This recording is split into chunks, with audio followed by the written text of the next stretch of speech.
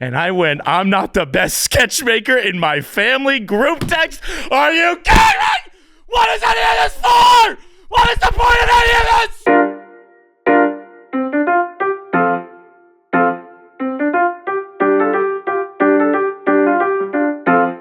All right, before we get to the podcast, quick announcement. We added a date to our Out of Order Live tour. We will now be in Chicago, October 23rd, Laugh Chicago.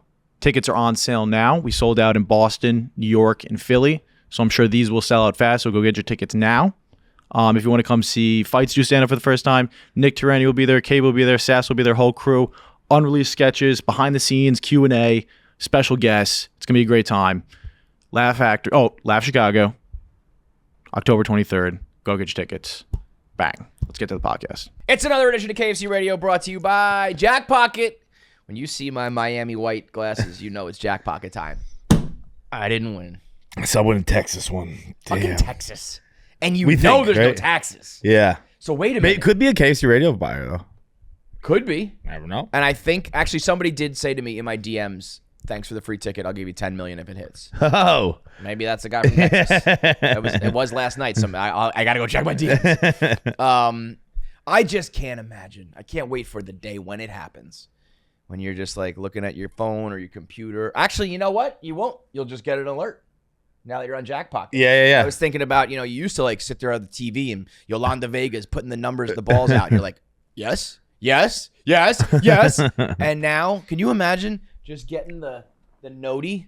It's like, Jackpocket says you have won $800 million. Oh my God. That would be insane. That would be one day, my friends. One day it'll happen because Jackpocket is the world's #1 lottery app. You just download the Jackpocket and you can buy your tickets to any of the lottery. By the way, we've been talking about Mega Millions and Powerball. They have the easy pick 3, extra 4, whatever, where you just pick like a couple and you can win like 100 grand here, 50 grand there. They got all sorts of lottery games all right on your phone.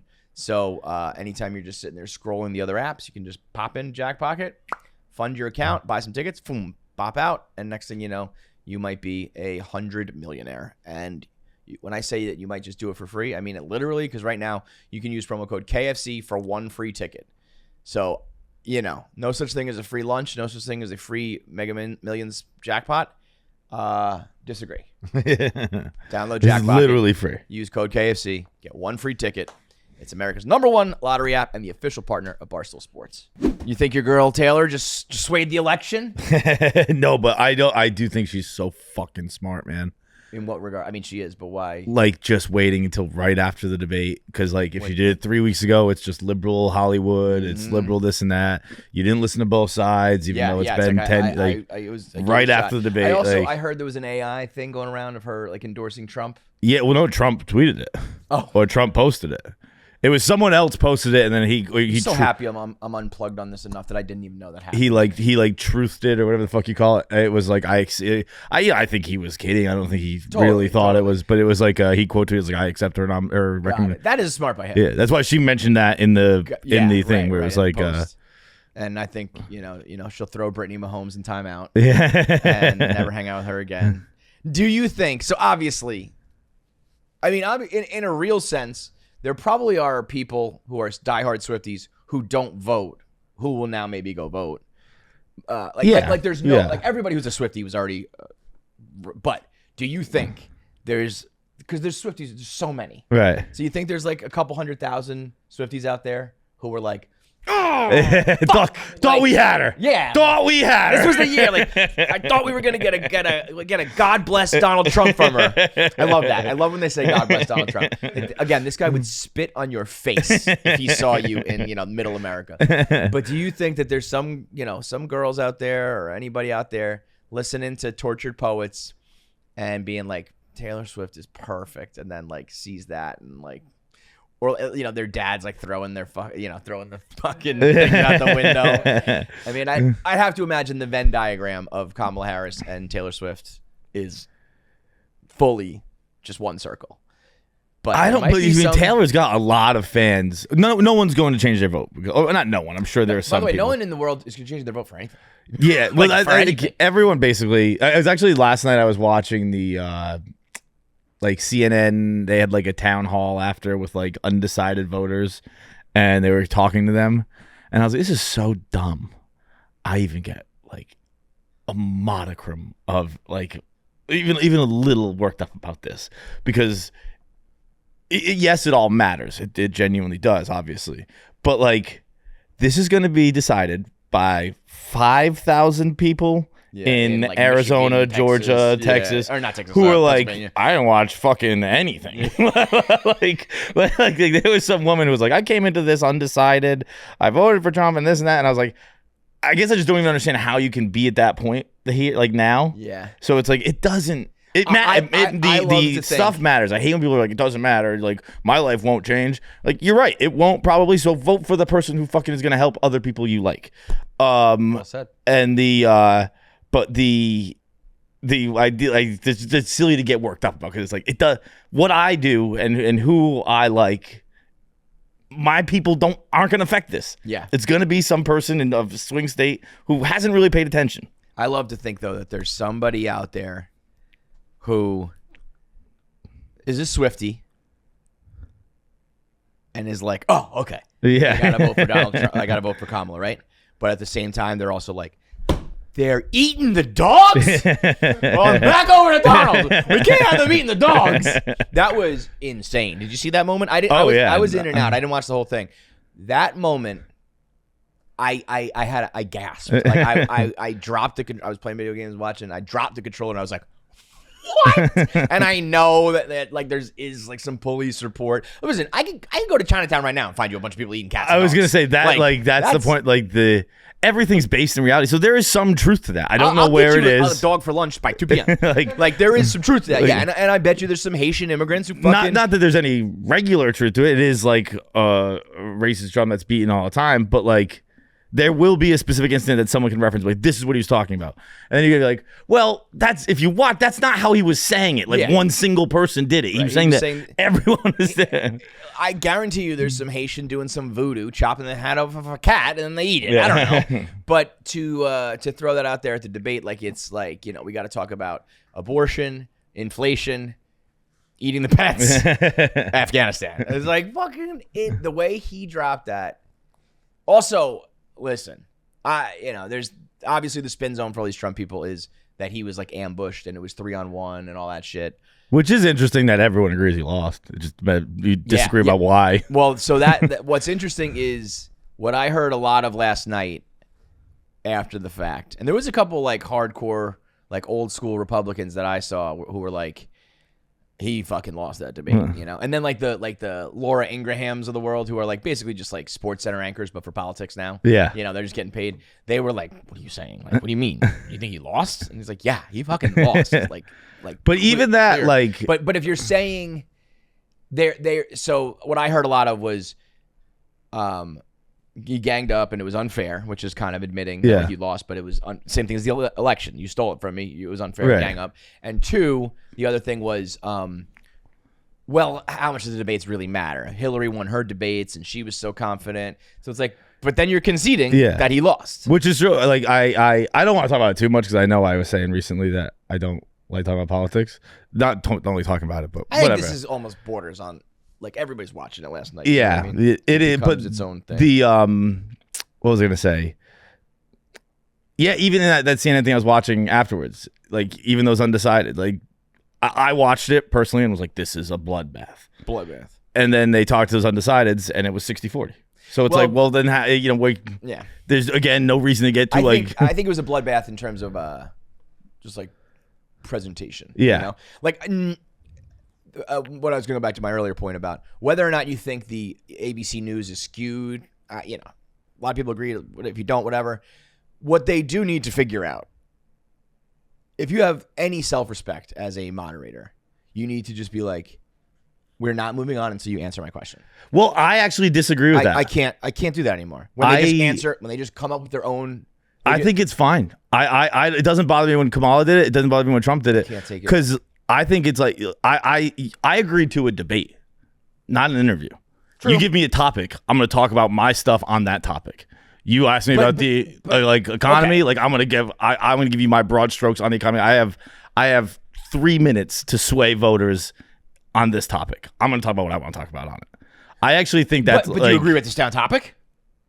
Yes, on topic, yes. That's topic, okay. yes. But, so I'm saying when they're like, what do you think about like inflation? And he's like, well, you know, inflation was down and Kamala's at the border, like fucking up immigration. It's like, that's not what we're talking about. And they did a couple times say like, but you know, answer the question. But then they let him off the hook both sides, every fucking time. I think that was like you do it once and you're like, all right, well, clearly not doing it. We don't have time to. Well, and so that's what I mean. They need to like have a Tony Reali point system where it's like if you don't answer my question, you get like minus 10 points. Yeah, and we're gonna have a winner, a literal winner, and a fucking loser on them. Maybe that's what they should do: is have a mute button and a bloop, bloop, bloop, bloop, bloop, bloop, and let Tony Reali do this shit so you'll actually play by the rules. I was always told Kamala Harris was like this. She was a joke and she can't talk, and the administration was hiding her in the basement, and like that's why you never saw her. And she went out there, and again, did she say a single thing of like substance? Probably not, but she smoked him in terms of like, again, presentation and presence, and like I thought the whole thing was going to be like he was going to dance circles around her, being like funny and witty, and she was going to be like, you know, because I have seen enough clips, you know, where she's like, you know, but the thing is, you know, just stuttering and stammering. She was like on her shit last night. Yeah, I think it's. So, and I obviously did not know much about Kamala until last night either. As far as her speaking, is it Kamala? Yeah, Mamala. Remember? It's Kamala. Yeah. What did I just call it? Kamala. Kamala. Yeah. Kamala. Okay. Obviously, I didn't know much about her. Yeah. But I watched her. I watched her. I don't even know the president's name. I watched her at the convention, and I was like, "Wow, that was a great speech." And then I watched last night, and I was like, "Why were we ever surprised that the person who was a prosecutor, a DA, a senator?" I know, well, but that's the thing. Not that I was surprised. I didn't know one way or the other. Yeah, that's also why I would never like go into politics, because it's like you just get bumped up into this. You're like the lowest level of the next tier. You know what I mean? It's like I was a fucking gangster DA or whatever, you know, and then it's like now you're just some. Now you gotta like beg for votes and shit. You used to be like some fucking, you know, nasty lawyer. But anyway, yeah, the eating dogs was. I hope that there's, you know, like an EDM remix and just like all these things of him just being like, they're eating the dogs. Where my dogs at? I do owe like an apology, I think, to MAGA people, because like if that's how you guys felt after watching debates, like I forgive everything, because that hit like crack. Like afterwards, like, whoa, that was a bloodbath. Well, yeah, I mean that was his seventh debate, her first. Yeah. It did not come across that way. He used to smoke those fools. I know. Like, and now he's kind of become the Biden, because it's like he's old, and also I can't. He's always kind of done this, but when he does the things like, have you seen my plan? It's a great plan. It's the best plan. It's the biggest plan. Have you seen her plan? She has no plan. It's like, this is not even, you're not even talking.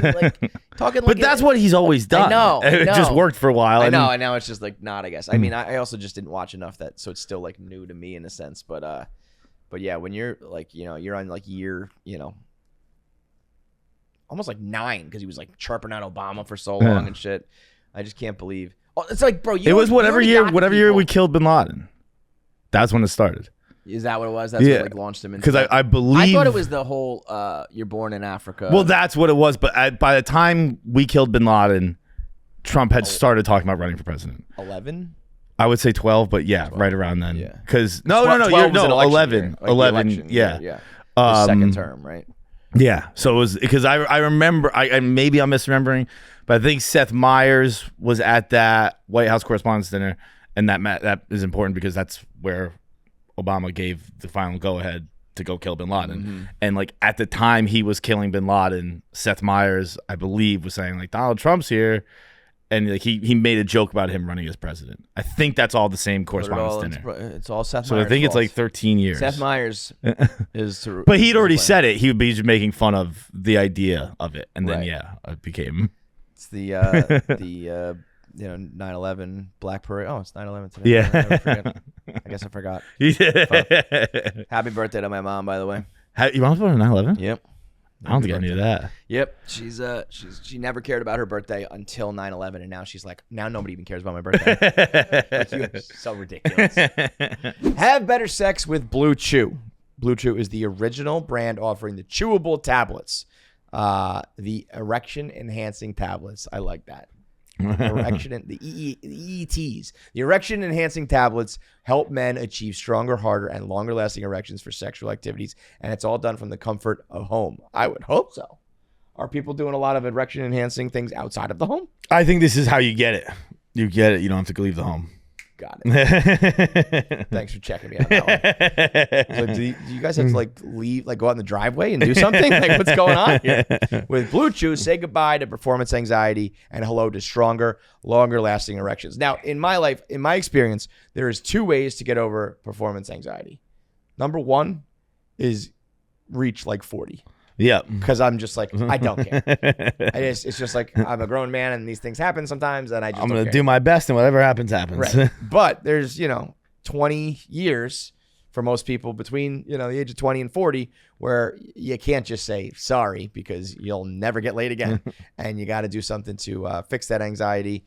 And so these things becoming attainable, truly revolutionary. When performance enhancing stuff came out, it was something like only like old dads could get, and like you couldn't really get it unless you had like a real problem. And this is just like, if you have some issues and you want to fix it, you go online, you go to Blue Chew, and they'll hook you up, and then you have all the confidence you need to have a healthy and happy relationship. So right now, Blue Chew subscriptions include a free online consultation, 24/7 medical support, and delivery straight to your door every month. Chew it and do it. Get your first month for free at BlueChew.com. Use promo code KFC.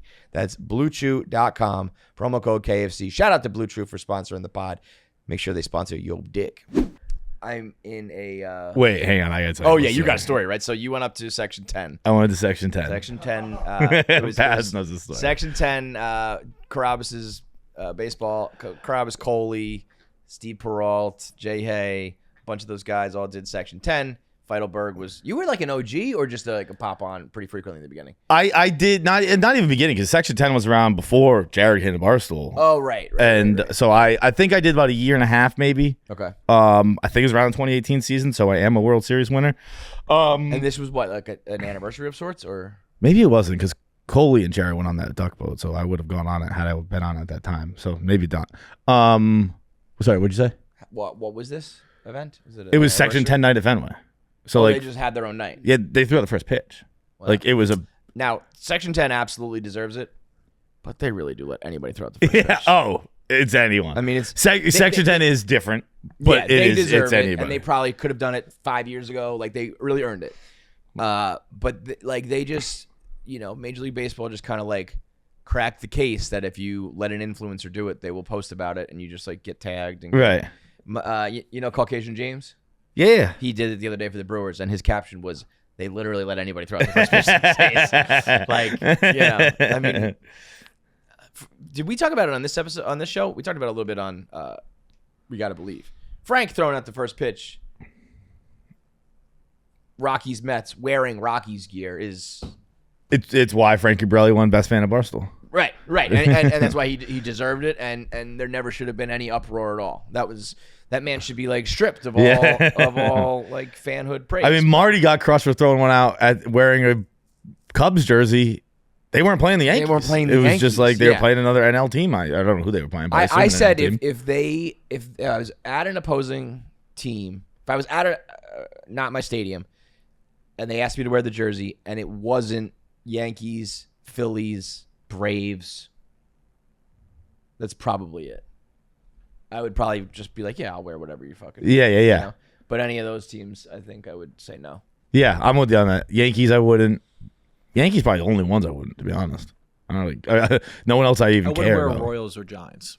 That's good too. Wait, Giants? They've just broken our heart. You wouldn't wear Orioles, you say? Royals. Royals. Yeah, Royals is a good one. Giants, a wild card game still bothers me a lot. Yeah. I don't even think of that as, I just think of that as Connor Gillespie, not the fucking Giants. But yeah, that's a good one. But anyway, so Section 10 night. It's. Did you throw out the first pitch? No. Just the 5 current guys. So it was Coley, Steve, Jared, Jake, Tyler. But I was on the field, and it was all in all, it was just like a great night. Like, it was really cool to go. They had a meet and greet at House of Blues beforehand, which is where we had the Barstool Awards. Saw some very cool pictures Coley posted. They were awesome. And like that was really cool. And then we walk on the field, and like I'm standing on the field at Fenway Park pregame, just chatting with Alex Cora. Like, have you ever been on the field? No, not that I remember. Have you ever been on the field? Period, anywhere? I've been on other fields, never at Fenway. Yeah, certainly never. Fenway is a special something. Yeah, but being on a Major League Baseball diamond is very cool. It's like the grass is greener and the dirt is nicer and the whole. If you're into baseball, it really is like. It's like that Rudy moment with the janitor, but for baseball. Right? Yeah. You see the field. And his dad when he's like, this is the right. But dude, at one point I'm chatting with Al, and it was just a bunch of us chatting with Alex Cora, and I hear John Boy, and I like look over the dugout. And my dad's standing there taking a picture of me. Oh, that's great. And he probably was loving it. It's just like that in and of itself, right there. Like just like talking to the Red Sox manager on the field of Fenway Park before the game is something that like would. I blow my mind as a young me. Yeah. And then we have like a meet and greet the whole time afterwards, and we're just talking to Section 10 fans and Stoolies, and they're coming up and they're like, KFC Radio's got me through hard times, and Out of Order is so funny, and Section 10, like I loved you on Section 10, and it's like just a great, like very positive night. I can just like hear you snickering and see him smirking, and I know there is just some atomic bomb that's about to come. It's one of my favorite Feitelberg stories. Really? Is that I good? couldn't stop laughing. I wish he didn't tell me. I wish I heard it on the show. I gotta update the book, man. Fuck. and so I'm now game ends. Sox blow them out. I think it's 12-3 final. Game ends. I'm driving home on this high of just like Sox beat the shit out of the playoff team Orioles. Maybe there's something there brewing at Fenway. I mean, just like all these people talking about how good the work we do is and how like it matters to them. And I'm like, fucking this shit like means something. Like, when I was just gonna drive right home, and I decided to reward myself with I was driving down 24, and I was like, I'm gonna get I've been eating healthy. I'm gonna get a smoothie. I'm gonna get not a smoothie, a sundae. You're rewarding yourself. I pulled like Friendlies or something like that? The Murder King on 24. And the Burger King? Yeah, someone's been killed at it. Burger King. And so I pull into the Burger King parking lot, and I put the car in park, and I look at my phone, and I open a family group text. And the family group text says, wow. So one person on this text chain just did 1.5 pull-ups, a new record. And another member joined the cast of SNL. Are you kidding me, Jane? So happy for you. And I went, I'm not the best sketch maker in my family group text. Are you kidding me? What is any of this for? What is the point of any of this?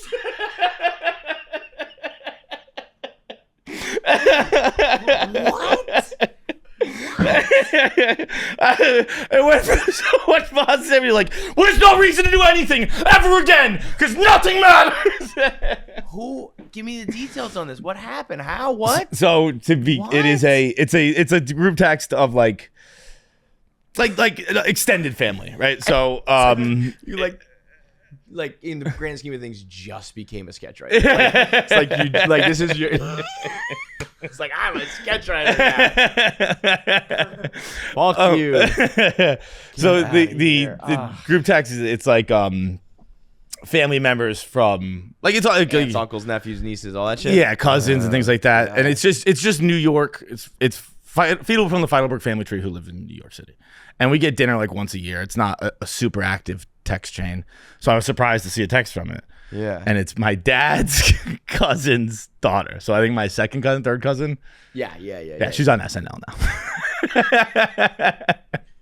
And then what was the next text? And then the next text in the morning, my aunt sends a text, my actual blood aunt. She goes, maybe you can do something with John Henry. And no one's replied to that. Can't even get a heart or a thumbs up for anything. Yeah, what is the point? What is the fucking point, man? She is. I mean, I'm obviously joking. She's exceptionally funny and all that stuff. Well, get the fucking hookup. I didn't know your second cousin was like, like that. Get in with her. Ride that wave. Tell her to go to Lauren and be like, my second cousin. SNL isn't like anything that I'd ever thought. Like I wouldn't even want it if they offered well, me. I'm just no, fucking- to be very clear, that's not the case. But that was never a goal. a goal. Like my goal was to work at Barstool. Yeah, Right? but now that you're doing it, did you ever feel that? No.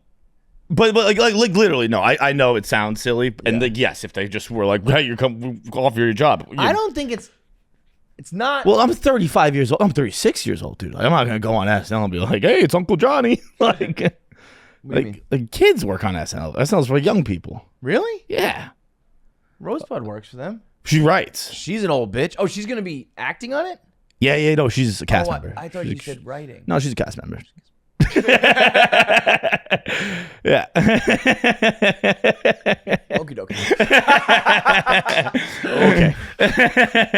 Because I was about to, do a whole other thing to try to. No, it's done. I was gonna be like, there's tons of like unnamed writers, like, people who get their skits rejected. Not one of the three new cast so members. She's gonna be on live TV every single night in front of millions. Okay. Okay. What's her name? Jane Wickline. Shout out to Jane. But I don't think even like, when did Shane get his offer? He was probably 30. No, how old is Shane? I don't even know. Shane's my age. I would say that was 7-8 years ago. He was in his 20s. It's not like only kids work on SNL, but SNL is definitely like You're for a younger baby, people, bro. I think it would be smart of SNL to try to do stuff like that. Like if they went and got a popular person with a lot of followers and a lot of presence in their own show and all that already. Yeah, no, they did it. They got Jane. They got Big Jane. I mean, like Jane. She's got a million followers. She's okay. So she's like the they don't real like deal. hire nobodies. They hire very successful people. Yeah. What is she self-made? TikTok, big TikTok following. Oh wow. So you're just like definitely not. I'm just second place in my family group chat of 7. At the very specific thing I do. Well, and there's also the guy doing 1.5 pull-ups too. So they're kind of third. Well, place. that was the text I went with. I went, okay. wow, that's amazing. 1.5 pull-ups. That one went over pretty well. People laughed at that one. Did you talk to her at all? No, I don't really know her. I would Okay. imagine I've met her once or twice. Okay. Like, I don't really know her. But it's funny that it's like you're definitively not the most famous person or successful person in your family. That's funny. In my very niche category. In your specific, yeah. Kevin, yeah, because it's like, if Benny is like the best insurance salesman in the world and goes on to make like billions of dollars, it's like fine, but that's not my thing. This is my thing. 7 people. I'm the second best. What is the point? What is the point of any of it, bro? God damn. But it was funny too, going up to that Section 10 thing. Yeah. I took the quiet car, the Acela. Uh-huh. And I always do. Yeah, and damn, they should call it like the Feitelberg Club Feits. But I sat down and I had like a 2-seater, and it's like there's tables. Mm-hmm. And like in front of me, there are 4 people sitting in there. It's a family. It's a husband, wife, and their 2 kids. Yeah. One's an infant baby. And the conductor comes down and he's like, "What the fuck are you doing?" Like he was not very nice because of right a baby. Away. Yeah, he's like, "You can't have a baby on the quiet car." And the guy's like, "I don't know. I just bought tickets on the train. They gave me on this car." Yeah. And he's like, "Well, you got to get the fuck out of here. Like, you can't be on the train." Was the baby crying? It was. I think they had. Yeah. Yes. Okay. Yes. He was definitely crying at the moment. I was. Yeah. No, he was crying. I called the conductor. But me, I put a hat on. I was like, what the fuck are you doing here? But he's like, well, where can we go sit? And then kind of like, it's a sold out train. Put the baby in the fucking. he's like, so what do you want me to do? Yeah. He's like, I don't know what to tell you, but you have to go. And now they're kind of like kick him off the train? No, he's like, go sit in the cafe car. The guy's like, I'm going to Boston. I'm gonna go stand for 4 hours. Yeah. And they're kind of, it's a little chippy. It's nothing over the top, but it's a little chippy. And the guy stands up and he's like, where do you want me to go? And the conductor's like, look, I don't know what to tell you. All I can tell you is if you stay on this train, and he gestures at me, I can't guarantee your safety. And I was like, Whoa, wait on a second. Like, Did you speak up? No, I was like, look, I'm not gonna hit that baby, but I also don't want it on this train. And if my threat of violence is what gets it off the train, then fine. And the guy's like, what are you talking about? Yeah. And he goes, quiet car customers get very, very angry about noise. Get the fuck out of here. And he goes, which is true. It's actually weird how how defensive quiet car. But to a baby? Not to a baby. I mean, I would have been very annoyed the whole time. But I kind of the quiet car thing is like there's rule. It's Lebowski. It's like there are fucking rules, Donnie. We're not in Nam. I think people kind of get annoyed if you're on any old car. Like put your phone down, turn the volume down, don't talk loud. But when you like pay the money and you're on it, and everyone else is it's like I bought a train ticket and a car showed up to pick me up. Like, it's not what I it's like fucking this paid is not for. how I paid to get there. Yeah, right. Right. And then he's just like, and the guy's like, what are you talking about? What do you mean they get Guarantee the like safety. guarantee my safety? He goes, they just get violent. They're violent people. And I was like, what the fuck is this guy At doing? the same time, I don't know. The dude's probably seen a lot of quiet car people throw hands. I ride the quiet car fairly often. I've never seen any violent. I've heard some like, hey, quiet car. That's about the most aggressive I've heard. They'll eat your dogs, man. They're eating pets. They will eat your baby if you don't shut that thing up. God, that is. I mean, do you think that was also like would he have gestured to somebody else, or do you think it was you? Were you murdered out like this? Were you? If you're in your hitman outfit like this, then I was wearing different clothes, and I saw what the temperature was, and I was like, oh, it's fucking high as shit out. Never mind. So you're rocking all black. Yeah. To cool down. You look like you're about to cater an event or something here. Yeah. Quiet car is one of the most like. I think there's like a social contract and like a literal contract, and if you don't follow it, people will get angry. Very angry. But apparently violent. Yeah. He said 3 times, he's like, I can't guarantee your safety. They get violent. And there was one other thing where I was like, why is he hammering? Move on, dude. Like, you've already hit him with the threat of violence. Try another route. Stop saying I'm going to beat the shit out of this baby. But definitely get this baby off the car. I'm stuck in a spot. And I don't know what to do. So it's for all my parents out there going through the kids' sports stuff. Keegan is just turned 7. And he can swing the bat a little bit. He's pretty good at baseball, And I tried to find him a travel league that could play fall ball because I didn't want to wait all the way till spring. He didn't get to play summer ball, and then apparently there's no fall ball. Did we already talk about this? Fall ball to me was like always a thing. Like, as much as you played in the spring, like, we always played fall ball, too. Was that the way for you or no? Not for Most me. people played, like, soccer and shit? Yeah. I mean, I had friends who played baseball, who played fall ball, but I played hockey. I played soccer. I played everything. Fall ball, yeah. And did you always, like, fall ball to me? Fall ball was the best. It was fall ball. It's got a name. Fall ball. Yeah. So I thought it was pretty common. My league, the league he's in is not doing it. I've had all these issues with the leagues the last couple of years. Yeah. And so all of a sudden, we find out that our team is going to do a travel team for the first time ever. And they asked a couple kids from the 7-year-old team to join. They needed more kids to make sure there was a full roster.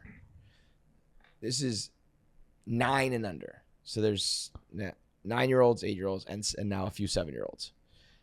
And then they get to practice, and the first practice, and so these kids are on the same team together, the same school together, so they got like a clique, And then the first practice, one of our kids gets smoked in the mouth with the ball, and he's bleeding, and like kid's tough as nails. He like his dad like found him like a napkin from the car and was like, "Here you go," and he gets back out there, and he's all right. Then after that, we get a message from the coach being like, "Just want to let you guys like think about this because I don't want anybody to get in over their heads and then like lose their joy for the game, like in general. Like, you're playing with some much bigger kids. You could get hit by pitches. These kids are going to be like much better, all this shit." And so now I'm stuck with the like, I don't know what to do, whether I let him stay and play or do I risk it? Now Keegan is the type of dude who gets like discouraged, Yeah. he's negative, and like, I mean, he was, you know, he's a little bit bigger than other kids, so he's like already hitting like dingers every at bat, and there still are times we go home and he's like crying because he didn't get a hit on one at bat, or like crying or upset because he made an error or something like that. So I'm like, we already have issues with this, right? Yeah. And then I speak to the coach, and the coach says, if it was my son, I wouldn't do this. So now I'm like, well, then I'm not doing it. You know? Well, how's he doing on the field? So he went to practice. He only had one practice so far, and I was away traveling. So I wish I was there to see it. I haven't seen it yet. So I can't tell. And Caitlin was there, but I don't think she can tell. You know? Yeah.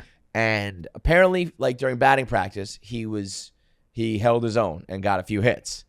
But when I asked him about it, he was like, Coach was throwing fast. And they were using like, you know, there's like levels to the hardness of the balls. Yeah. I think they use like a little bit harder. He was like, the balls are hard, and Coach was throwing fast. And I said that to him, and he was like, oh, that's not good, because I was like toning it down a lot. He was like, the kids you're going to face in this league are going to throw much harder than what I was throwing. And he was like, you know, you might run into like a 9.5-year-old, and your kid just turned 7. That's like a huge fucking gap. Yeah. And he's like, you know, these kids are up there throwing like 60 miles an hour. And I'm like, 60's gas. yeah. I mean, that might have been, you know, a little exaggerated, but you know, there's probably like a kid who's like almost 10 who's throwing like 50, you know what I mean? Whatever it was. And so, but now Keegan was kind of like, no, I think like I can do it. And I'm like, now I gotta be like, I'm fucked. You know what I mean? I got a coach who's saying this is a bad idea. And by the way, he kind of did it at first, I think, to get enough kids for the roster. And then I said to him, I was like, if I drop out and there's like a domino effect or something, will you like not be able to play your season? And he's like, no, the 9-year-olds like brought some of their friends, so like we're good. So now he's kind of like, I don't need you guys anymore. Yeah. Fuck, I wish you didn't do this in the first place. Now I like dangled this thing to him. But I don't know. I'm a very firm believer. I think unless you are a little bit older and really, really good, I think playing up, especially nowadays, is more risk than reward. Yeah. I mean, I can only speak to my own experiences. Yeah. So like, what when you were playing any of these sports, like, did you ever play I was always the young kid. the young kid? Because I'm like a August birthday. There's usually like a September is the cutoff or whatever. So like I was forever. And how were you size wise? I was their size. You were bigger. I was the size of the older kids. Got it. Like I was never like massive. I'm like I was big for my size, big for my age. I just but, like, remember because not- you know you didn't hit puberty till you were like 22. You Yeah. your little pee and no hair on your body. No, so I that- thought maybe yeah. you were a little bitch. That was just pubes. The size of me was always like I was. Fighter was walking around brolic. He has no nuts and no pubes. like waiting straight for him up. to drop. He's like, she's got an empty sack down there. That's fucking.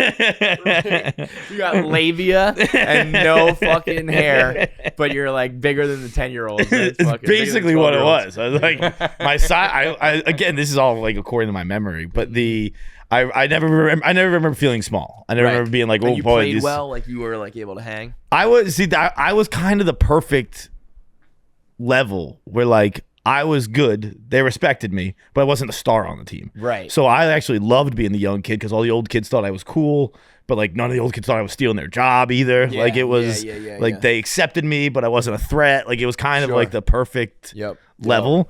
And like basically that's what youth sports are, right? Like just gaining confidence or like camaraderie. Like I think of it as that. And also I spoke to like another coach of a different travel team who was like, for me, 8 and under is still instructional. We're going to let the kids pitch, but it's still about like learning the game and all that shit. So like I am still thinking of it very much as of confidence and like excitement and all that shit. Right. And I think he's the type of kid who like he's very like up or down. Like sometimes he loves it and other times it's like I can see he's looking over at me like he wants to just bawl his eyes out right now because he like messed something up. Or whatever, you know. But he's playing really well. Like in some regards, sometimes he's like the best kid on the field, and he's still like worried. So I'm like, if you get up there and you just get fucking gassed by some kid throwing 50 miles an hour, You got to gas him. well, that's where I think you got to know if your kid is the type to like respond to that and go, step up, or if he's like, but you gotta gas him. You gotta hit your kid a little bit just to show him how much it doesn't hurt.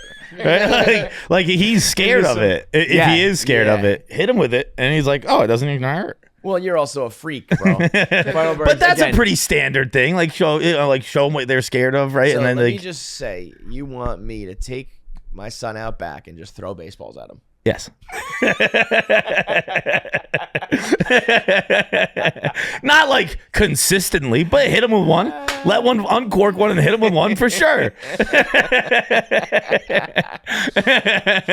when I was younger, my dad would when I wouldn't take a charge, like after the game, he would just be like, "All right, stand there. I'm gonna run into you, and I'm gonna show you it doesn't hurt." So I was my like 210-pound dad at 50 years old is like, "Stand right there. It's not gonna hurt." And they just make me take it. It absolutely hurt. It hurts so bad. Yeah, like, but I guess the idea is like when this kid's who's 130 runs into you, it's not a big deal. But that's ridiculous. That your dad is just putting shoulders into your chest. Yeah, you just pretend you're actually pitching, but just like, oh, sorry. Like, look, it didn't hurt though, right? I wanted like Happy Gilmore this shit. I'm gonna take him to the batting cage and make him stand right on the fucking plate and just take him. And now I'm like, hey, dude, I have a different team with kids that are more your age that like is better for you. And he's like, no, I want to play with my friends. I'm like, fuck. And I can't be. But that's kind of it right there, right? Like he already calls them his friends. Well, but this is like this is his team. These like it's weird. He's in a small school district with like one class, and then this class of boys like plays everything together. So like they're literally his friends on and off of the field no matter what. Yeah. But it was like every year he was like, I don't want to leave my friends. And I was like, bro, the first year you played for Coach Rich and you said you never wanted to leave him. And then we had Coach Frank and you made a bunch of friends on Coach Frank's team. And then when we had to leave that team, you were like, I want to be on Coach Frank's team. And you made friends on this team. So I was like, technically, you've actually been doing this your whole career and you just don't realize it. But he's, I don't know, he's just at a point where I guess he like knows. But I don't know. I don't think it's just so much. There will be so many more times of bad than good. Of bad, like he plays poorly, or of bad he doesn't get to play? Doesn't get to play. Not even like plays poorly, because I do think he's really good, but it's just like he's just going to be overmatched. Like I don't think he can hit like the guys throwing their hardest. Yeah, and he's also. But then even dude, like I remember I remember one hit, and it was like the team went nuts. Yeah, and like that's my memory from that league. That. But were the other, you don't remember that now, but for the rest of that, what type of, were you like get down on yourself, or you would be like short memory, goldfish memory? I'm pretty short term. Yes, yeah. I'm not very intelligent. But you are. I could see you being like you're an emotional train wreck head case. So I could see that being something that bothers. Yeah, maybe this is all why. I just feel like he's the type who's gonna remember that strikeout or that hit by pitch or the time he threw the ball to the wrong place or whatever. He's that type of guy. Yeah. I'm not trying to be down on my own kid, but I'm also trying to be realistic about it. Where it's I know what his strengths and weaknesses are, And then I tell the coach of his spring team, who's the one who kind of organized it. He has a son that's doing this, and I was like, "Hey man, listen, I just don't think it's right for me and my kid." And he wrote back, "Gotcha." It's so now I gotta deal with you and you and you and then how about this? He's doing flag football, and it's just so funny to it was a good reminder as to where kids are at, or maybe it's just my kid too specifically, because other kids probably would have got this, but flag football coach calls me and he's like, "You want to help me coach this year?" I said, "Yeah." He's like, "I think Keegan should be quarterback. Keegan should have been quarterback last year. I think Keegan should be quarterback this year." I mean, do you think Keegan's hot?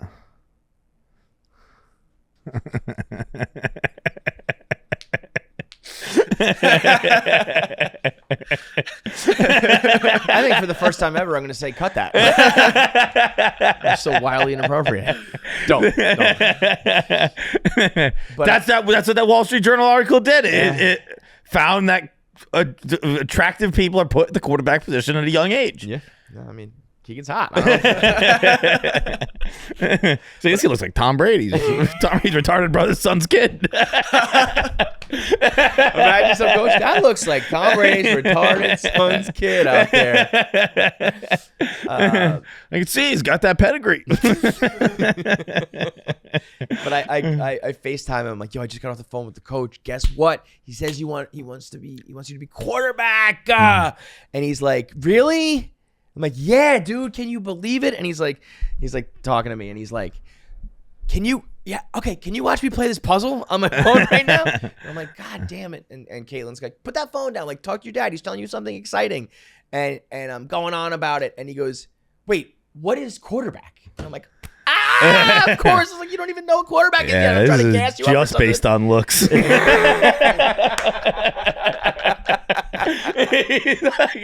never even seen me throw a ball.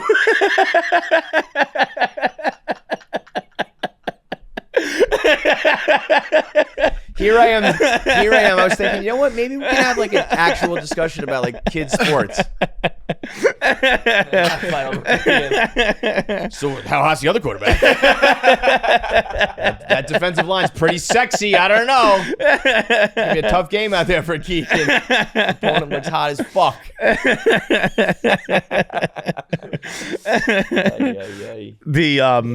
But so he doesn't know what quarterback is.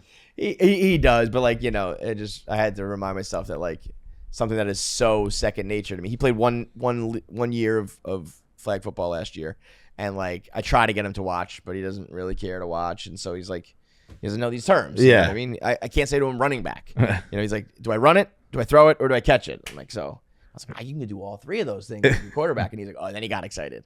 But it's just funny when you're talking to your kid as if they are like kind of like adults or they know everything. And it's like they have no fucking clue. Yeah. You know? So anyway, I don't know. Did you played what did you? Were you like football? No, for like everything. Were you like the younger kid, the older kid? Did you play up? I always played up. Yeah. You always played up. I always played a year up. I didn't always play up, but when I got if I got invited, I like would take it. Yeah. But I do remember being like, I'm in over my head. It's kind of like I felt in over my head, but then like again, so much of it is off the field. Yeah. And so like when I was at school, the older kids liked me and the older kids knew me, and like it was true. That part is cool. That definitely made me feel cool to be on the old kid team. But I remember it like a little bit older. I'm talking like middle school and shit. So I remember it like he's still a baby. Yeah. We're talking second grade. Like I don't really that's true. That. I don't really second grade. I just remember like I don't even remember like there really being like call ups. It was just like if you're at the right age, you know what I mean? Yeah. Second grade I definitely don't really remember. Yeah. Like, so I think I'm like I just think that there's gonna be more is the juice worth the squeeze? Like for the one time that he gets, you know, or even the few times that he does get a hit and plays well, I think he'll be like, yeah, that was cool. And then the times that are not, he'll be like agonizing over it because he's got like some, you know, he's got like anxiety, he's got, you know, weird issues with that, which is just so fucking crazy. I'm like I can't possibly be more supportive or more like it doesn't matter what happens, like in anything in life. I was like, I don't care what you do. Maybe that's the problem. But there really is something built in where like he's just like, but what if it goes wrong? I'm like, who fucking cares? You're 7. I don't care if any of this goes wrong. Like there's not one thing in your life that if it goes wrong, it's a big deal. Yeah.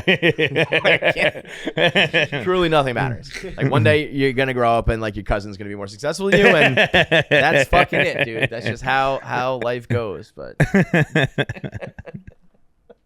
oh, Jane. Maybe we should have Jane on the show. I thought about it. Jane, 1 million followers. Will you give us a hard post? Will you collab with us, Jane?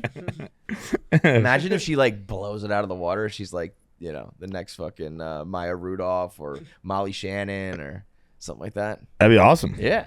For Jane. for her. Shitty for her second cousin, I'll tell you that much. We'll get into voicemails and whatnot in a little bit, but first we got to talk about Dan Bernstein. Dan Bernstein, Chicago radio host. committed like career and social suicide a couple days ago in one of the most unnecessary ways I think we've ever seen ever. It was like a week ago, by the way. Chuck just got the footage yesterday. Okay. So this fucking guy, As I understand it. holy shit, this guy. Eddie went on a local Chicago sports talk on a show called Bernstein and Holmes. And Eddie was doing like a simulcast Zoom thing, right? So he wasn't in the room with them, but he's trying to feel them out, as he said, and trying to like connect with them a little bit. It's hard to talk on Zoom, and people are talking over each other and whatnot. And Eddie says, "Bernstein, are you like a horoscope guy?" I think he said something like that, like an astrology guy. And he answers the question, whatever. And then Bernstein goes, "You can call me Dan or Bernsey, not Bernstein. You don't know me like that." Eddie was kind of like, okay. And then, like in the break, his co-host takes his headset off, and he's like, "What did he say?" And Bernstein's like, "Bernstein, come." Did we ever figure out what he said after that? No, not that I saw, at least. So he gets all bent out of shape that Eddie calls this guy by his name. The name of his show is Bernstein and Holmes. His formal last name is Bernstein. If anything, you would not call him Bernsey. That would be weird. Yeah. That's when you say, "Bro, you don't know me like that." Not Bernstein. That's if Eddie were to just all of a sudden roll up on a show and be like, "Hey, Bernsey, what do you got?" I think people would be like, "Whoa, you guys are on a first name basis here. Like, you got a nickname basis here, huh?" The fact that he just went with the name on the fucking show, and also just a grown man's last name, like that's just an acceptable thing to do. And this guy was so bitchy about it that I really mean it. If I was like a Chicago listener, I'd be like, I don't think I can listen to this guy ever again. Knowing that he's this type of guy for sports talk where you're supposed to kind of be like, oh, the sports talk is always like, that guy, he says exactly what I'm saying. Right. He's like when we're at the bar talking, like it's very relatable. If I saw that, I'd be like, I can't ever watch a show again. I can't ever, like, sorry to Holmes. Holmes, you're out now, bro, because Bernstein fucked you. The face he makes there, Bernstein. like that's not how he said it. He didn't do that. If Eddie was taking shots and he was like, "Hey, Bernstein," but that it was one of the most piss poor displays I've ever seen. The original clip was bad and really bad. Like I actually, before this clip came out, I texted Eddie and I was like, I was already on the train home yesterday, and I was like, I'm just watching this video on repeat, fucking stewing. It's funny how much it struck a nerve with like everybody. Like it really. Dave said he's got a champagne bottle with his name on it. He wants Stoolies to ruin him. As soon as I saw it, I was fucking triggered. Like, and it wasn't because I saw all of your guys' tweets. It was like, this just hits a chord with people. You're such a dickhead. It was very annoying. And then he went private on his YouTube chat.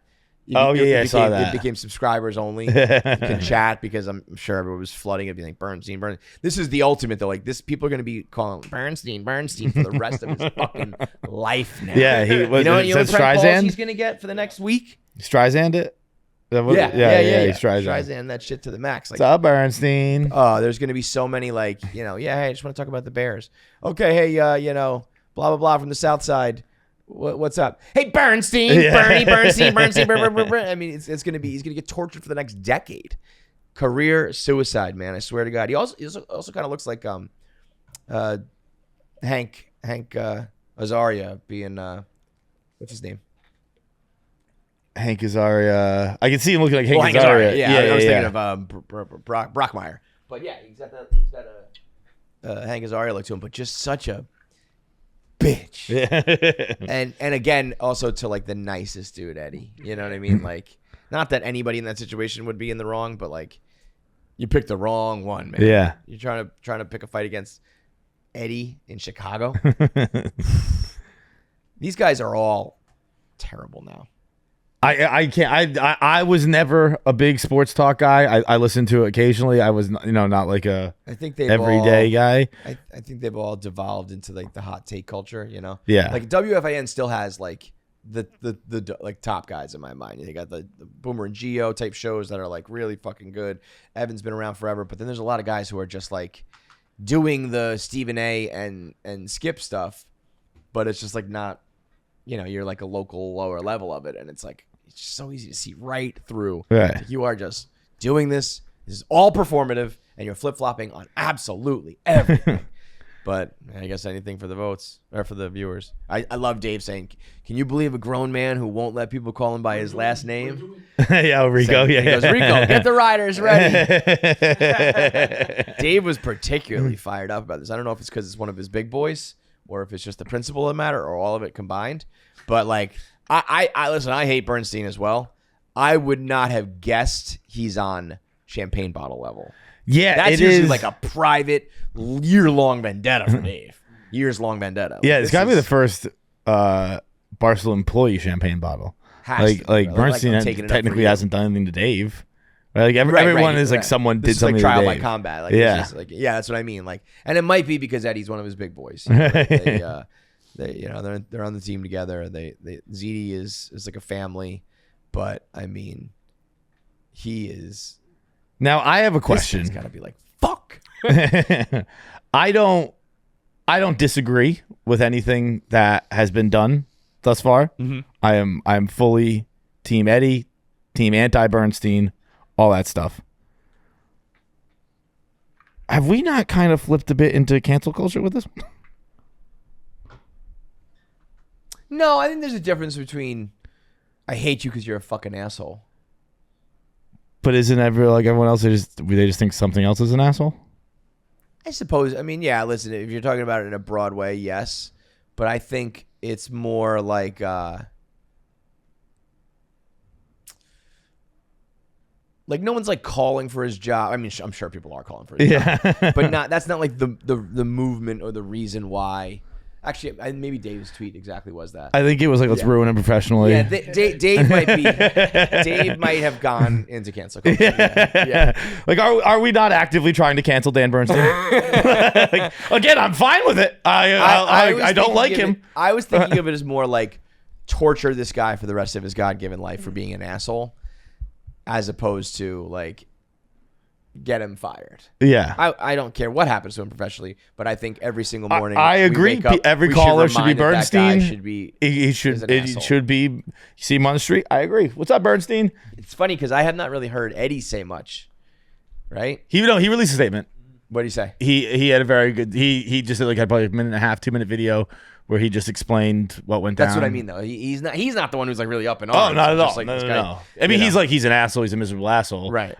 Which seems to be that everyone in Chicago knows that it's been a few years of him being a miserable asshole. Yeah. If he was smart, you lean into these things, but he won't. They're all always dumb. Yeah. Now's the time to like have Eddie back on your show. Maybe you admit you were wrong in a funny way. You make fun of yourself. You poke Eddie a little bit. But he won't do that. Yeah. He'll just dig his heels in and be Don't ever call me Bernstein. And people keep calling you Bernstein for the rest of your life. I mean, that is so day one shit. It's the Jordan crying meme. It's the Uno reverse. They're just gonna do it to you for the rest of time. That show's got to be now called Bernie and Holmes. Or some shit. So stupid. DraftKings has their end zone crown touchdown being run right now. I made it through the first week. Did you? Made it through the first week. Who was your person? Ramondre Stevenson. I went with Christian McCaffrey. My backup was Breece Hall. And looking back at that Jets game, kind of got in by the skin of my teeth because Breece Hall did not have a great game, despite the Jets running the ball like 80,000 times. So we finally have a quarterback. And they ran the ball on first and second down like every single series. That was infuriating. But Breece Hall punched it in, so I am alive for week 2 from the end zone challenge. All you got to do is pick one person to score a touchdown each week, Survivor style. And right now, they are the number one place to bet on touchdowns. That's what everybody likes, right? People like scoring. They like touchdowns. Dude, I had Ramondre Stevenson, first touchdown. Touchdown, Survivor pool. First touchdown, DraftKings. Anytime touchdown, DraftKings. Ramondre Stevenson feeding families this weekend. Yeah, people, you can bet on the game. You can bet on winners. You can bet on over-unders and all that. But what people want is touchdowns because in the moment, it's like, it's a touchdown. And then it also means you make money. It's like 2-for-1 action. And so you can get ready to do your own touchdown dance. I feel like I would be a big time this guy. I would bring that back. Yeah. The knees. That would be my move. Or when you do with the hands. DraftKings customers right now, you bet $5 and you get $250 in bonus bets instantly. And you get 1 month of NFL Plus Premium, which is the easiest and best way to watch the NFL right now, which is impossible. You got to have all these different streaming services and there's blackouts and all of that. Now you can just go to NFL Plus Premium, get 1 month free when you go to DraftKings.com and use promo code KFC. New users, that's $5 in bets, get $250 in bonus bets right away, and you get the free month of NFL Plus Premium only at DraftKings. Promo code KFC. The crown is yours. Keep you in touch with what's going on in the rest of the internet world. This is coming from the world of TikTok, where there's this guy, Jynxzi. He's a streamer, video gamer. He's a streamer, yep. Streamer. Just like Sketch.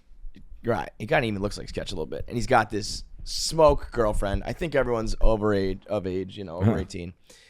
And he broke up with Brecky, is her name, for watching porn. And this is his apology video.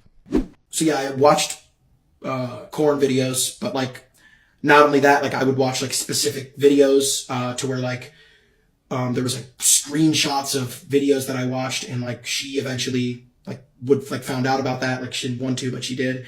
And then it broke my heart to see that I hurt her. And that's like something where like I'll probably never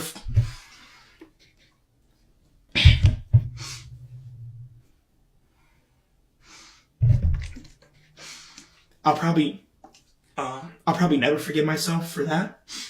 I do think I'm a good person, but I think watching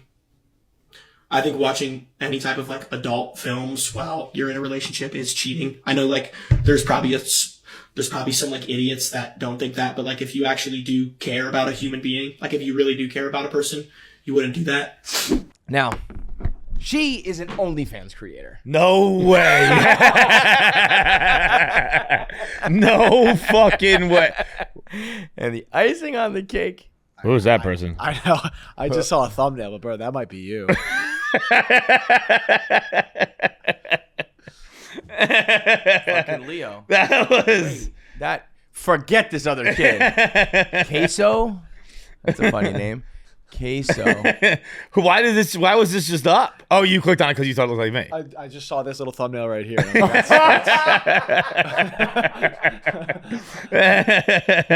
I mean, that's you, dog. That's you, dog. That's crazy. That is... Yeah, I mean, this guy looks like me. When you had your crazy beard... They never stop. That really is. It's bizarre how often it happens. CASEOH for people that want to look it up. OH underscore. That's you, man. If you were to put like, give me a pose like this, so you have your headset on, like that's you, man. you had times where your mustache is a little more prominent. Yeah, that's it right there. It's not even the mustache that's prominent; it's the gap in the middle. Yes. That's like he has the non-beard that you have. Yeah. All the spots where there's no beard. The for that other dude though, what's his name? Jynxzi. And Brecky Hill is his girlfriend. She's an OnlyFans creator. I don't think she does porn. I don't think she's like fucking. Yeah. But she's doing. She's probably one of the terrible comedians they have on it. Like it's always, I always have like it's on my Instagram, my Twitter. Like I get ads for it all the time, and it's like, it's just someone being like, I'm in therapy, and then that's the joke. But unfortunately, Pavs, he had up, and I caught it with my eye, that guy's age. Because I was going to kind of defend him, where I was going to be like, look, this is more just like, we were lucky to not have the internet when we were 12 years old and dumb. And, you know, cause I've had countless breakups where stuff like that, where I was sad about something really dumb. Yep. And I remember 5th grade, I broke up. Vanessa danced with like her friends instead of me, like all kinds of stupid shit. And now I see he's 22, and now I'm more like, fuck, was I that dumb at 22 too? I mean, I still think of 22. I mean, like what we just watched there was a child talking. Yeah, about, like I thought he was a child. Right. He's like, and then like it's just like I like hurt her feelings, and like I said something, and then like I didn't really do it, but like I did it. Like I was like, this is a kid. We're watching these kids talk about whether or not you're allowed to watch porn. But anytime I felt bad for the dude being like, I think I'm a good person. That girl was just hammering him, being like, you're a piece of fucking shit for watching porn. Now let me go upload my tits on OnlyFans. That is, again, even if you're just doing like, bikini pictures or something, you have to see the inherent hypocrisy of telling someone they cannot watch porn, that they're like a bad person for watching porn while you run an OnlyFans account. No matter what you are or are not doing on OnlyFans, your account is for like, those purposes. Yeah. Whether you might not know it, but there's people at home doing things while they watch your videos on OnlyFans. Right. Maybe you don't think they are or they shouldn't be, but they are. Just fucked up. But yeah, I mean, 22 years old is probably a little too old to be putting this out there like that, man. Also, I can't wait for this guy to get to the like when he's over it phase and he breaks up with her and he's just free and he's just like beating it and having fun. Yeah. Being like, what was I ever fucking? It's one thing when you break up with a girl. Like even if you have a good relationship, there is something like euphoric sometimes about the breakup. Yeah. Right? That moment you realize like I can stay out all night, or I don't have to text her, or I can go hook up with this person or get that number, or whatever it may be. There is, and even if you were the one who broke up or you feel bad about it or whatever, that first time it hits where you're just like, I'm free, is fucking great. And it usually is like you hook up with somebody else and it's exciting. You had sex with somebody else, or you got their number, or you just like even just being, flirting with someone is like, it gives you this exhilaration. Talk about exhilarating in a second. But for this guy, he's just probably like jerking off at home, being like, I can do this again. This is fucking great. I'm pulling up everything. I can watch. Give me Belladonna right now. Like, give me all of it. I'm allowed to watch porn again because she's gone.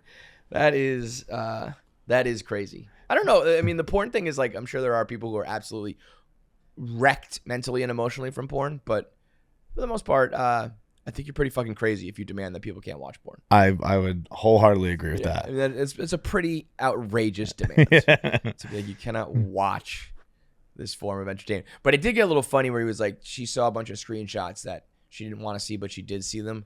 It's like, I don't know, if you have like a library of thumbnails of porn, you might be taking things to an extreme that, we don't know about. When I was probably 22, I had an ex-girlfriend find my porn stash. It was like 3 files in a folder on my desktop. And I've told this before, but like she was furious with me because the porn star looked like my ex-girlfriend. Right. And I was like, you look like my ex-girlfriend. I have a type. like, yes, you're right. She does a short, skinny brunette. You got me pegged. What the hell do you want me to tell you, dude? It's like, yeah, I wasn't only watching a short, skinny brunette. I fuck one now. Yeah. I tried to replace her with you. Yeah. Dude, his sadness over a breakup. I was gonna say this about OnlyFans, but there is something like I wish you could tell like your younger self, like you'll be fine. Like here's some things that are gonna happen to you in the future, and like they're not even good things. It's not even it's just like things that happen and show you that like you don't fucking care anymore. Mm-hmm. The other day I woke up rock hard. Hard as as I do basically every morning. Wake up bricked up, and I was watching TV, but I was still just kind of playing with it, and I was still in bed, like I hadn't gotten my day started. Netflix was already on, and I was just like probably watching Seinfeld or something, and I started laughing. Really painting the picture here. But I started laughing. And in my laughter, I felt like my dick gets so much harder. Did you know that? that when you laugh, your dick gets like way harder, dude. Like because I think you're forcing blood to your penis with your stuff like you're like it's a belly laugh. And so then I was like, can I fuck like this? Like I think there's a legitimate sexual use for laughing while fucking. I think there's what was it in Californication, fucking and punching? Yeah. Like Yeah. fucking and laughing. I think I'm gonna test it out. Throw on fucking, the best comedy special of the year. If you just put it in someone, put on Nate Bargatze and fuck. like I think your dick's gonna fuck itself. I think your dick turns into a vibrator. I think I might have reworked sex.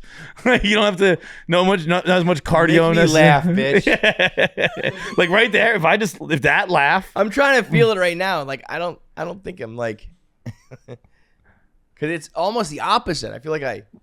Trust me, get hard, hold your dick. Get hard, hold your dick, and put on Nate Bargatze. It can. I tried too.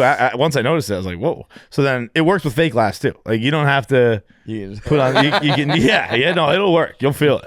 I want everyone to try it and tell me how it works. Because I had a good laugh a second ago when you said something, and I was like, if my dick was inside somebody right now, they would have come. It would have done it again. It just kind of like. Blah, blah, blah. Just belly laugh? Is that what it is? What's up? I think you're just belly laugh. No, I said it's a belly laugh. Yeah. If you give a belly laugh, If you're flexing your abs a little bit. you can feel. But to me, it's not my abs. It's more like the Kegels that makes my dick go up. I will bet $100 that it will work.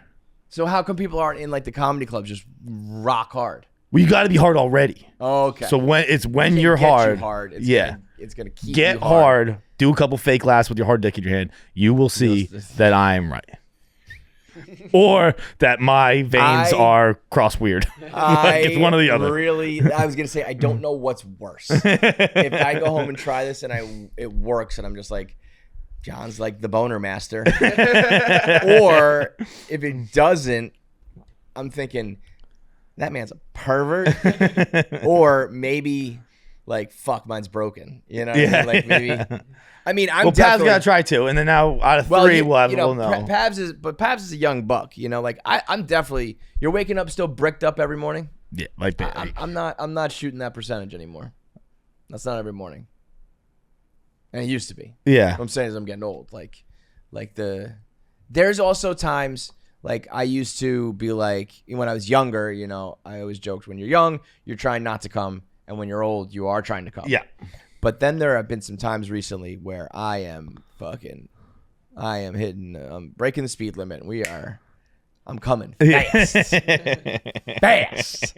Talking like embarrassingly fast at the age of 40, being like, yeah, but like, whoa, it's just you're so hot. Yeah. I don't even care about that anymore. Yeah. I don't know. I came so fast. I was like, that was so fucking fast.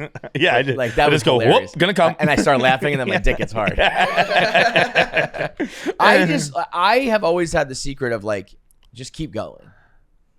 What do you mean? Like in recent years, like when I was younger, once I came, it was put a tranquilizer in me. I'm done. Now, like if I just like leave it in.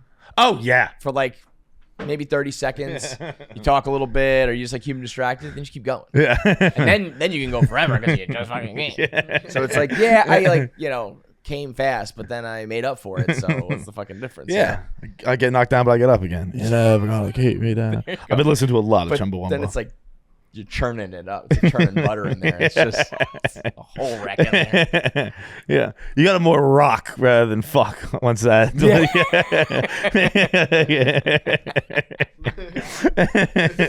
These are the things that happen when you're an old man. And that's part of my midlife crisis, along with this was house painting week too, model house week. Oh yes. So like I was just going through it, I guess. I didn't even realize I was going through it until I was going through it. But it was such a funny. Started out with Tyrese. Me and Tyrese live very similar lives. Yeah. In a weird way. You take away like $100 million in a Benihana, and you're left with me. He he's just going through a lot of like divorce stuff and child support and like all this shit. And then he was on $1 Million Worth of Game. So I was listening to $1 Million Worth of Game. So it starts with Tyrese and goes to $1 Million Worth of Game. And then they started talking about Tyrese. This is almost so embarrassing. I don't want to tell it, but it's more weird than anything. And then it gets colossally embarrassing. And then they were talking about Tyrese's break. Do you remember what Tyrese's big break was? I mean, he was a singer first, right? Yeah, So- 1995, he had a commercial. It was a Coca commercial. You probably, so you don't remember this. No. So it's a Coke commercial. He walks on the bus and he puts on these headphones and he kind of like is singing like la la la la, like singing like that. And he hums and la la la is the tune of the Coca-Cola jingle. Do you remember the Coca-Cola jingle? No. The Coca-Cola jingle is maybe just the greatest song, period, that's ever been created. It's very like Where in the World is Carmen Sandiego-esque. It's very like, pull up. Always Coca-Cola jingle. I'll show you which one to click on. This shit is such a banger, dude. It's the greatest commercial. I can kind of remember this commercial now that you're saying it. Always Coca-Cola. Yeah, that one's fine. I think that's the one. Hands down the best commercial jingle ever. And maybe like just my favorite composition of all time. Yeah, that's Chappell that's- Rowan sang that today with different lyrics. It'd be another one. Another one. And then I started going down like a rabbit hole of like when the Blue Jays won the World Series back in like the early 90s. They made a version of this, like whenever there's a hit, there's always Toronto or whatever. And the Coca-Cola jingle like triggered some fucking like nostalgia thing in my head. And I just started thinking about like, I remember hearing that and like what I was doing, and I was thinking about being a kid and how it was like when you're a kid you're so carefree and then life just gets harder, and just I started spiraling, and all of a sudden from the Coca-Cola jingle I was like a puddle. I was like a wreck. Like I didn't even know it was this is like the new thing I guess when my body breaks down. It was like the other, like when I slept in and started crying, or like I am almost a witness to my own breakdown where I'm like kind of laughing about it and kind of confused by it, but then also it's happening to me at the same time. And I'm just sitting there singing the jingle just like, I need emotional help right now.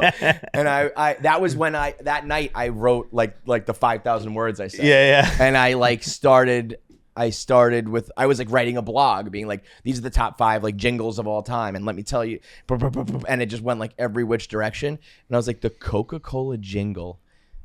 Wait, so the blog's top 5 jingles all time? It's like a little bit of, it's like that, but I also was like pouring out my heart. Right. Like it starts out like emotional and then goes to like the top 5 songs, and then like songs that are fake songs, like Scotty Doesn't Know. Like it was like real blogging mixed with like therapy blogging. It was a fucking, if I had to do it like with handwriting, it probably would have been like multiple personalities. Like that. But I was like, the Coca-Cola jingle is so good and so powerful, it made me cry. That, and then so I went, I like just read up on this jingle. These guys like came up with it. And the part where they just go do do do do do do do do do do, they were in the boardroom and they were like doing that, and they were like, this part right here we're gonna figure out later, like we're so they just went do do do do do, and the execs were like, don't touch it, leave it alone. That's the full, that's the real version. And they put that out, I think in like 90. Yeah, this was the thing I wrote. So these guys, Nettlesby and Coffee, were like the jingle bros, and they The Charlie Harper. was that? I think that's the name. Charlie Sheen's character in 2.5 Men. He's Yeah. a Oh, right. jingle That's what he writer. does. Right. Yeah.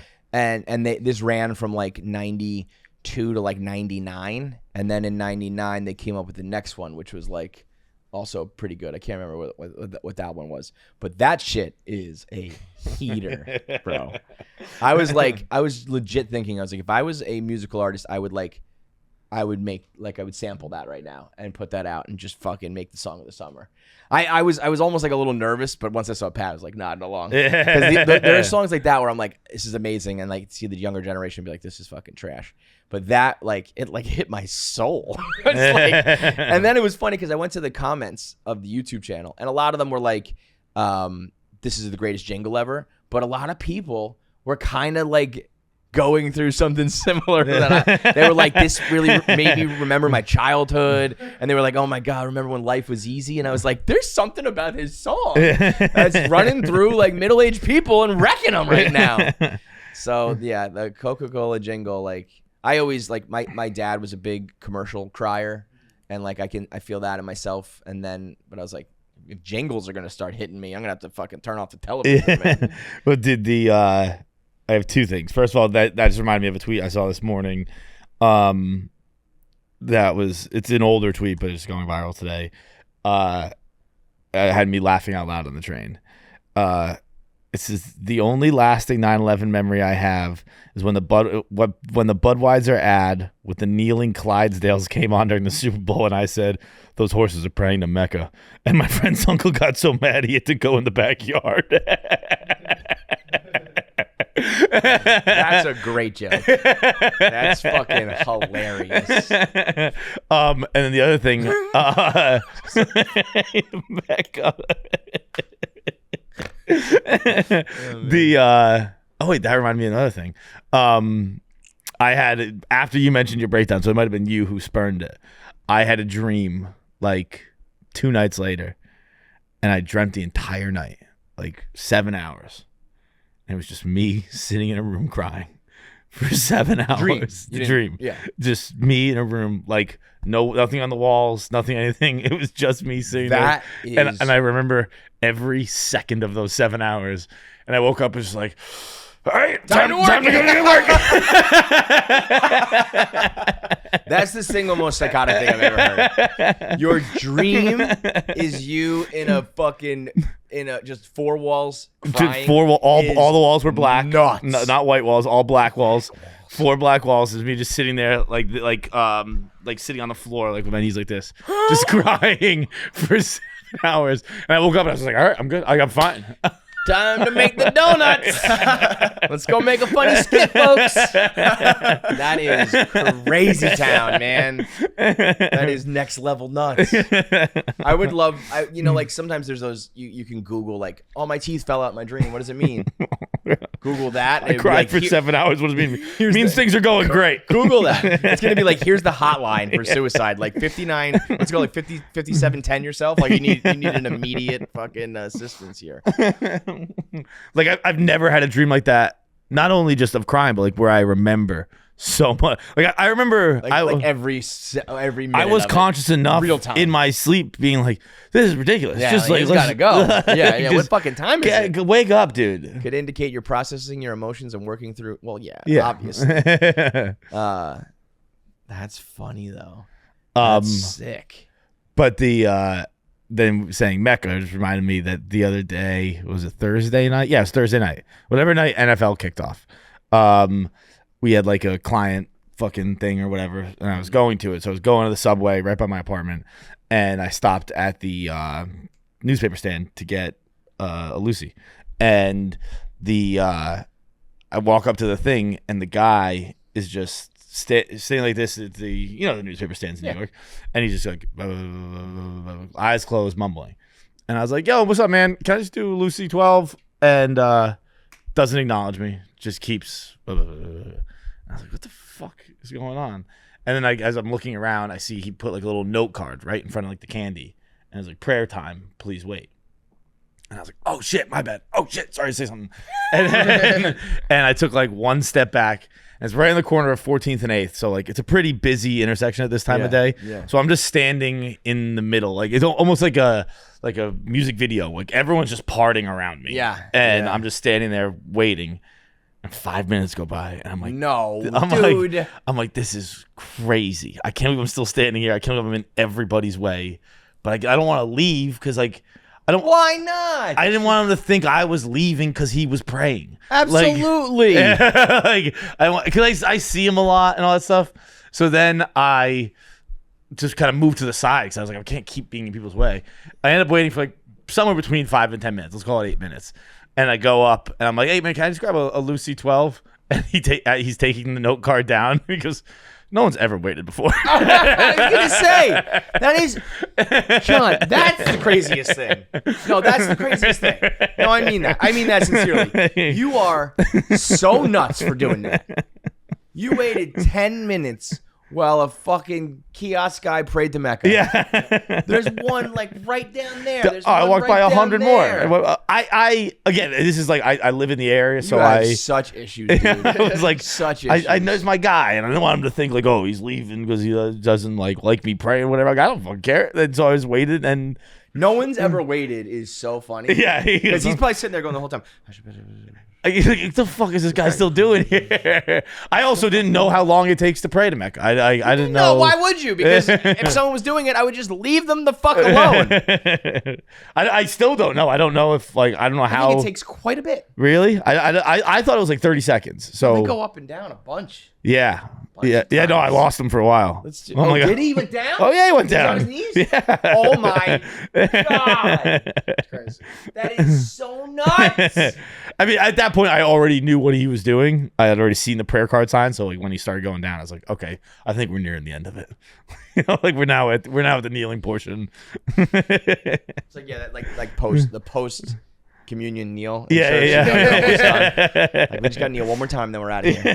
I used to love when my parents would let us dip out. Oh, You just yeah. hit the door and peace out. Got to give a shout out to one of our new sponsors, Express, the men's clothing line. Well, the clothing line in general that's been around for a long time now. I remember growing up, going to the mall and always seeing Express, and they are still one of the most popular in men's and women's clothes today. It's all about creating confidence at Express, and they want to make the men and women feel their very best by helping them look their very best. It's like Dion says, look good, play good, feel good. Look good, Get feel paid play good. Get paid. So they provide easy everyday outfits to help you look and feel nothing short of amazing, no matter what life throws at you. So if you're getting ready for a job interview, you're good. You got a first date, you're good. Big celebration of sorts, you're good.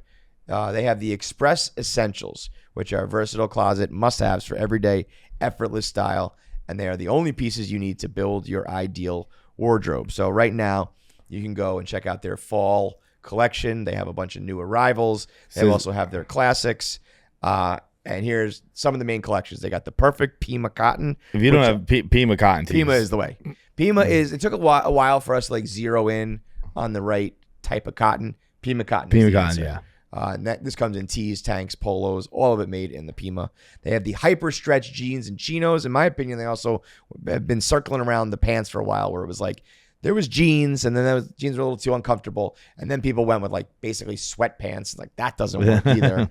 And then it was like, well, what about khakis? It's like, well, I don't want to look like I'm just wearing khakis.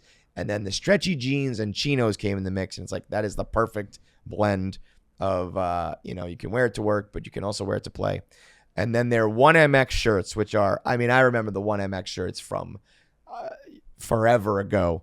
They have been in the game since I was wearing button-up shirts. 1MX has existed. The easy, breathable, stretchy, bright colors, all sorts of different solid colors for you to have like your staples in your closet. And then, of course, there's the suits. They have their modern tech suits, which are wrinkle resistant, machine washable, so you can wear your suits over and over again.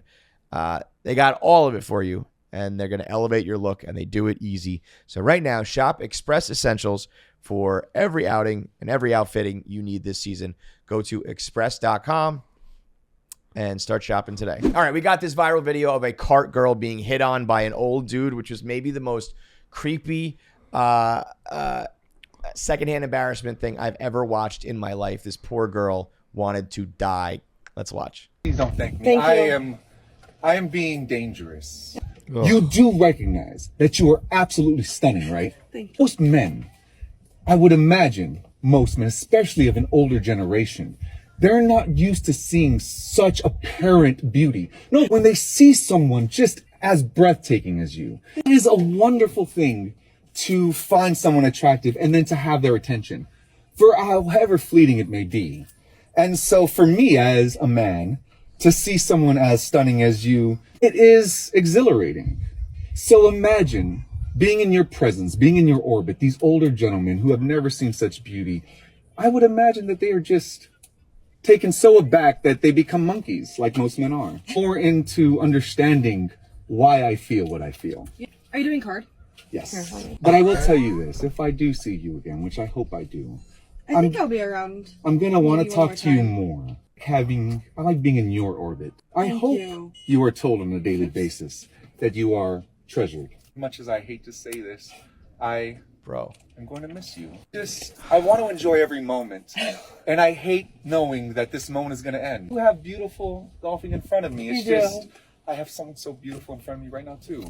Bro, he hit dangerous, fleeting, beauty, exhilarating, like, Dude, just all the of that, worst. and it's like his body language is somehow the worst part. You know, where he's like on leaning on the it's like on you the. know that it's not comfortable, but he's trying to like Yeah. do a thing, and the whole time she's not giving him anything back except for you can pay with your card. I mean, the fact that guy didn't beat himself senseless with a driver when she hit back with that, like dude, That guy clearly must be golfing alone that day, because if there was any of his buddies, or anything, they'd be like, get over here, you pervert.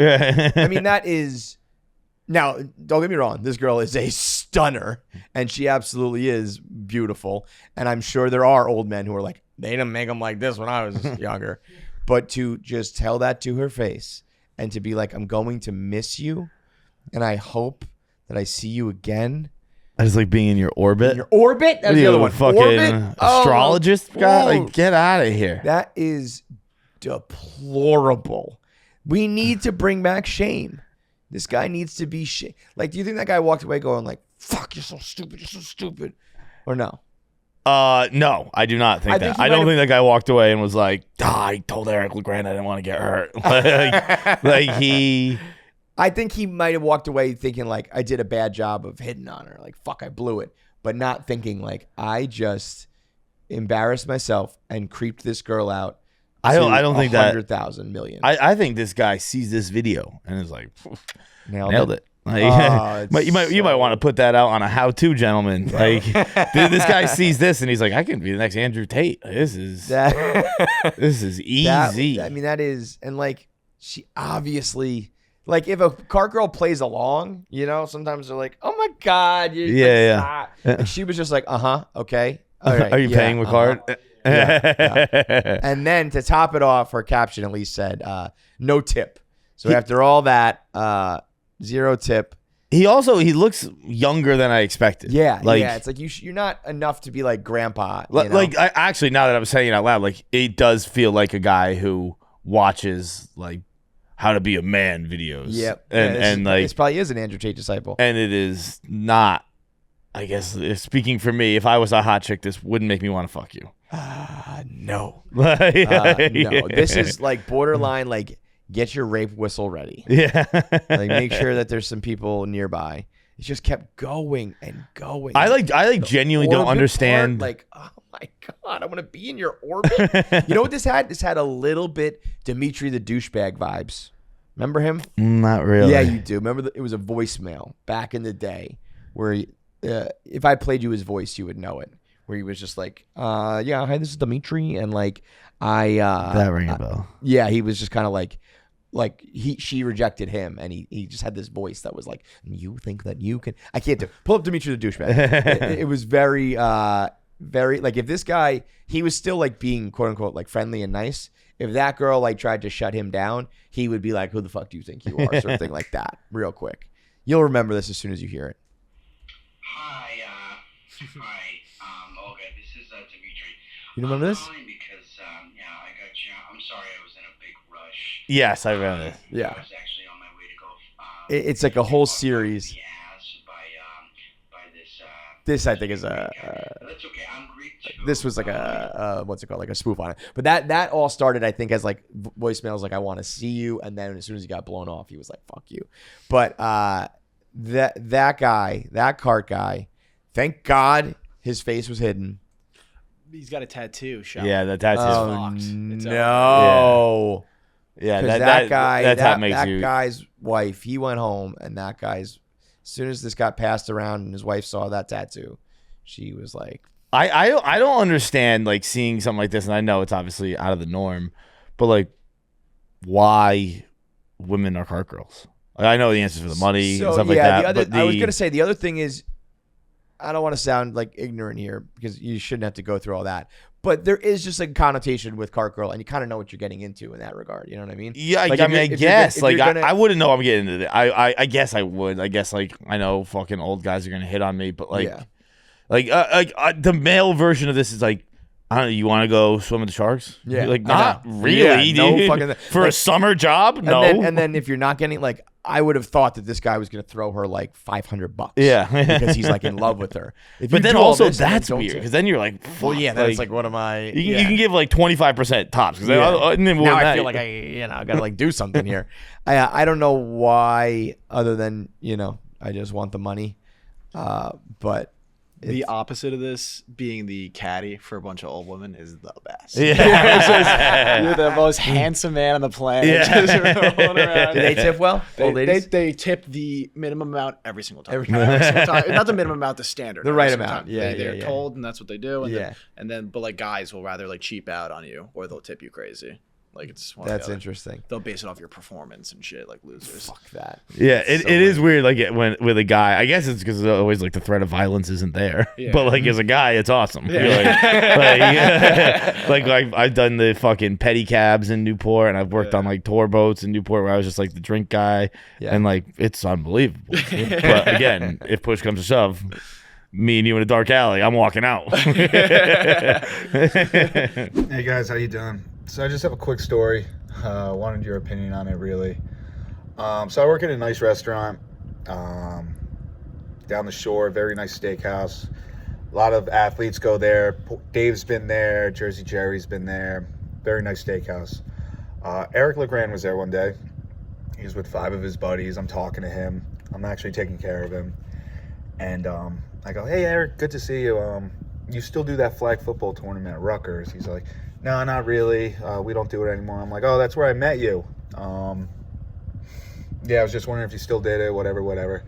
My next line was absolutely ridiculous, and as it came out of my mouth, I knew it was stupid. I said to him, yeah, I don't really play flag football anymore. I'm scared to get hurt. I said that to Eric LeGrand, the football player that doesn't walk anymore. As soon as I said it, I immediately walked away. And I knew I fucked up, and I tell this story to this day. Wondering if you guys ever did anything fucking stupid like that, or you just have an opinion on that. Thanks, guys. Holy shit. That's a great story. That is a great story. I did that on our show with the Barstool Radio nonsense where I was like, Dave is never gonna fire you, and Francis was sitting right there. And, and I tried to go back to that episode. I was like, "What? That was different. That was take the foot out of my mouth." Telling Eric Grant I don't play flag football anymore because I don't want to get hurt. Eric LeGrand was probably like, okay, man. Yeah, you fucking pussy, dude. Yeah. Bro, shout out to guys like Eric LeGrand. Like, he's been so positive for so long. I would be such a miserable cunt to be around all the time. Just be like, I'm paralyzed, right? Anything you had to say, I'd be like, I'm paralyzed. I actually saw a clip of that, kind of similar thing. I followed John Bernthal, and he was talking to his brother, who is, I've talked about it before on the show. The Bernthal family tree is nuts. We haven't had him in person, have we? No. We should try to do that. He's the fucking man. He's the best, dude. Yeah. But the family tree is insane. It's yeah. His like parents worked in politics because he Right. grew up in the DC area. His grandfather was like a symphony orchestra conductor. All I'm saying because it's all famous of kinds. Like, they all have Wikipedia pages. Eric Schlesinger is his cousin. Eric Schlesinger is the lead singer of Fountains of Wayne. Stacy's mom wrote That Thing You Do. Great song. Decent movie, but it's crazy. But then he's got another brother who's married to Sheryl Sandberg, who's the CEO, maybe COO of Meta. And then his other brother is like a world-renowned heart surgeon, and he's talking to him about what life is like dealing with those people. Pressure, With not even the pressure, with like the people who are sick, and he's like. The positive message he had. Wait, you're saying the doctor who has to deal with people who are sick? Yeah, got it. And he's like, we don't wake up. He's talking about we isn't just everybody. He's like, we don't wake up. We don't appreciate the good days. Like, you don't wake up and you go, my back doesn't hurt today. Right. You only wake up and you go, my back hurts. You don't wake up and go, oh, like my leg feels fine today. And he's like, the people I work with would do anything to have one day where they didn't hurt. Like they don't care about the money they make. They wouldn't care about like if you could give them that one day where they're not in pain, they wouldn't care about their money. They wouldn't care about this. They wouldn't care about that. And I was like, fuck. Okay, that's good insight. Yeah, for real, man. That makes you feel like a total asshole all the time. It's like, stop complaining. They wouldn't care about how things are going to work. Thing. They wouldn't care if their cousin got SNL. They only care that like today I feel fine. And I was like, all right, I gotta Check grab myself. a little bit of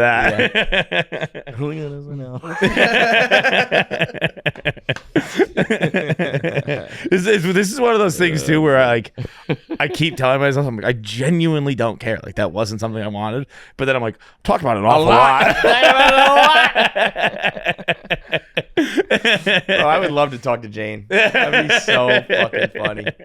I wonder if there was 1 second of her going, boy, John Henry's gonna be pretty upset about No, this. I assure you, Jane has no idea who I am. No clue who I am. Like we probably met once at a family function. That makes it even better and more real. Me and Jane. You can kind of hate her then. No, I don't hate her at all. No, but you can though. If you wanted to, you could. Like if it was like your real, like a sibling or somebody really close, you have to be like, internally you're a little upset, but you gotta like be like, I'm happy for you. Because you don't really know, you could be like, fuck you, Jane. We are the Mad Men meme, and she is star of Mad Men, John Hamm. What's his Elizabeth? name? No, what's his name? Oh, Don John Draper. Hamm. Don Draper. Where it's like, whatever. He's like, I don't think about you at all. Yeah. He's like, I literally don't care about that person at all. I don't know your name. I don't know if we're related. That's fucking great. All right, last one. Feits. My girl Jackie. I am listening to your Brittany Schmidt interview, absolutely laughing out loud. I love her so much. But this question comes in lieu of hearing about your lambskin condom talk. My best friend is allergic to latex, so she has never used a actual condom before, regular condom. She has only used a lambskin condom once, also at the like ripe age of 15. She said she'll never use it again. It was so disgusting. So those girls are just and that's raw because dogging. lambskin condoms are not Like a in Decker. fact made out of lambskin. They are made out of sheep intestine. She said it was the most disgusting smelling thing ever. Ugh. It's enough to ruin any sexual activity. And so that brings me to my question. Why is the only option for latex, the only alternative, sheep intestine? It is a little. Have we really not figured it out yet? It is 2024. Like, vegans, we are making fake meat so that they can eat it. Why is latex so behind on the curve? My question for you is, what is something that exists that, if you are allergic to it, you don't fuck with it, whatever, is the worst alternative in the world? They should make like, the Impossible Burger, like the Impossible condom. Yeah. It does seem strange that like you can't figure out some variation of like rubber, plasticky, like, whatever else you got to put in there. Yeah. It's like just latex. That's the only thing that works. And then how did they figure out the lambskin?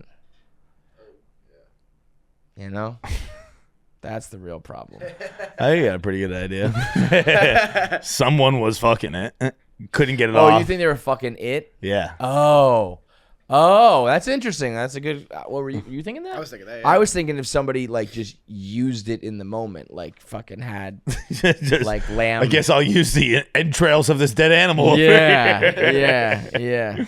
yeah. I guess yours is a little more reasonable. Either way, not great. it's not any better. No, yeah. It's all pretty much a nightmare. That reminded me of the time I was in Rome and I ordered the dish. I told you this? Mm-mm. When I went to this dinner in Rome, and it was like just like a local Roman cuisine, like not a nice spot, but not a bad spot. And the guy comes out and he's like right away, the second I sat down, he's like, "What do you want?" And I was like, "I haven't even looked at the fucking menu yet, dude." Yeah. And he's like, "All right, I'll be back in 3 minutes." And he comes back like on the dot, like just 3 minutes later. The whole fucking menu's in Italian, so I have no more information than I had 3 minutes ago. And I saw one thing that was like. It was like penne pahata or something like that. It was called. I was like, I'll just do the penne pahata. And he's like, he's been being an asshole, and he was like, you don't want that. And I was like, that's what I want. He's like, you know what it is? I'm like, yeah, I know exactly what it is. I'll do the penne had no pahata. idea. No idea what it was.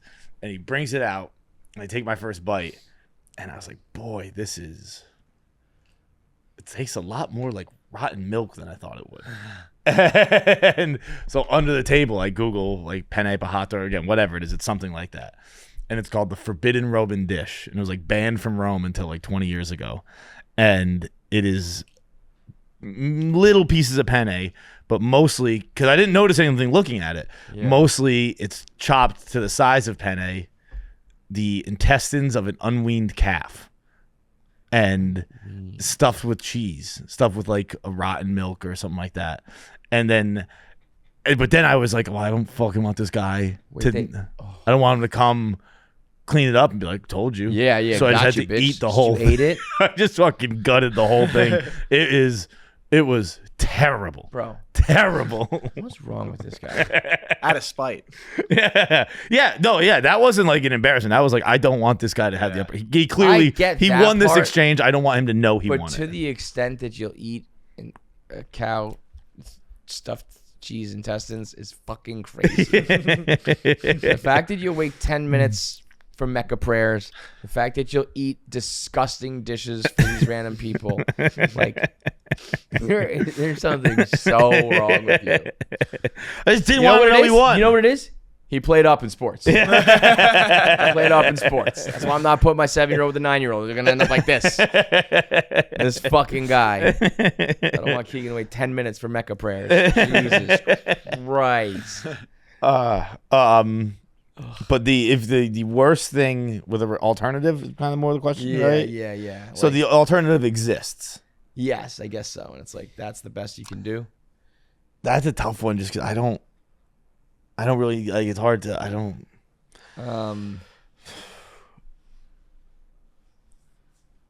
Streaming cable. Yeah. It's streaming is the fucking lambskin condom of cable television, which fucks me right. Could you imagine, like, you're, I don't know, 16, 17, maybe 18, 19, whatever, and you find out you're allergic to latex? Like, as a guy, I think you give a little fist bump. Yeah. as a guy, maybe as a girl, you're probably like, fuck, because I'm gonna have to worry about pregnancies and shit a lot now. But as a guy, you're like, Yeah. as a guy, that's like, I almost feel like you also have to have like your papers on you. Because like everybody, I've actually never done that. I think you're a pretty sleazy dude if you're like, I'm allergic to latex. Yeah. Oh, yeah. But if you were like, bam, Yeah. doctor's note, can't do it. What now? Yeah. That is so great. A latex allergy as a 16-year-old is like the like going to the gym and all the parking spots are taken. You know, I can't do it. I was gonna say it's the deviated septum of 16-year-old girls. Yeah. That's a better one. It's a medical. It's truly a medical thing. My doctor can prove it. Because when you're just like, I just gotta fuck raw for the rest of my life. Sorry. Yeah, you're like, whatever. I'm not gonna raise this kid. Who gives a shit? I'm 16. I don't give a fuck. You know your parents are gonna take care of this I thing. can't realistically be expected to raise this child. My mom's gonna take it and say she had a kid later in life. I'm her sister. You know how this works. All right, that's it for us. Let's get into our interview with Shannon Fiedler, right? All right, that's it for us. Let's get into our interview with Shannon Fiedler. You know her as the girl on TikTok doing all those impressions of the Connecticut woman and Manhattan girl. She's a stand-up comic. Let's check it out. I've been following you for a while. I feel like this is overdue. Oh my gosh, thanks. Yeah, I That's feel like I great. actually might have been one of, like an early, like a day one. An OG. Yeah, I love day it. one. Yeah, not day one, but I feel like I was early on like, you know, the original like Connecticut girl. Yeah, that's and where it all those. started. Yeah. I feel like I did probably see that pretty quickly. So Where are you from in Connecticut? I grew up in Monroe, which is like Fairfield County-ish. I mean, it's in Fairfield County, but it's not like Fairfield County, you know? And then we moved up to Granby when I was in middle school. So like that's kind of where I'm from. Grammy's like sticks, the right? boonies, yeah. Like we used to say to get to our house, you pass the cows and the cornfields, and if you get to the tobacco fields, you've gone too far. And if you get stuck behind a tractor, add 15 minutes. And that was all like real, not an exaggeration. It is funny how much of America is still currently the Old South. but also in Connecticut, where like, I mean, Connecticut's a weird state because it's like, you can be New England, but you can also kind of be New York. It can be, Yankees, Red Sox. It can be like boonies, but also very hoity-toity. Exactly. It can be, I ride my horse to work, or I ride like my Benz. Exactly. So what are you then? What am I? That's a good question. I mean, so I have all these characters, right? The Connecticut girl, the Manhattan woman. I always say I'm like a little bit of all of them. Yeah. I feel like I'm a nicer Manhattan woman. Okay. I lived here. I moved here the day after I graduated to New York City. And so I feel like that's like the majority of my personality, but with a New England touch. Okay. But I feel more New England-y Connecticut. I mean, let's call it, though. The Manhattan girl character is just a bitch. She is. And I try. Fair enough. You got me there.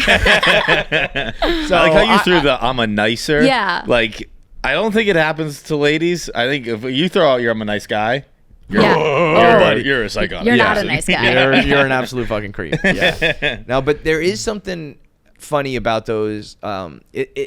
We used to do it more when we were blogging in the very beginning, before we were doing any video. Yep.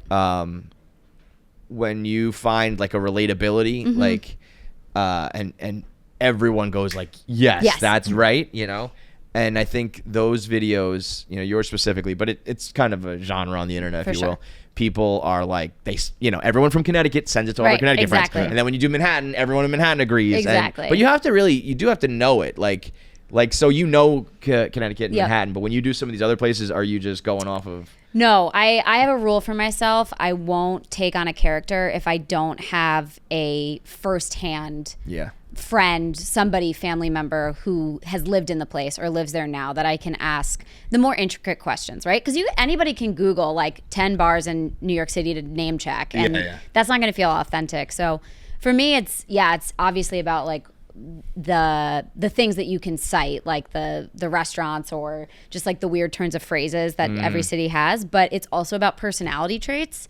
And who these people are beyond just like 5 things that only exist in your state. Well, usually, it's a fine line, because if you're phony about those, or you get them wrong, it's like so annoying. Yeah. And it's the same thing that the people who send it around love it will be like, exactly. Fuck this is not true. We don't hang out at that bar. We exactly. hang out at this bar. I got a Manhattan one wrong, and I was like mortified with myself, but I said I'm waiting in line instead of online, as we all say.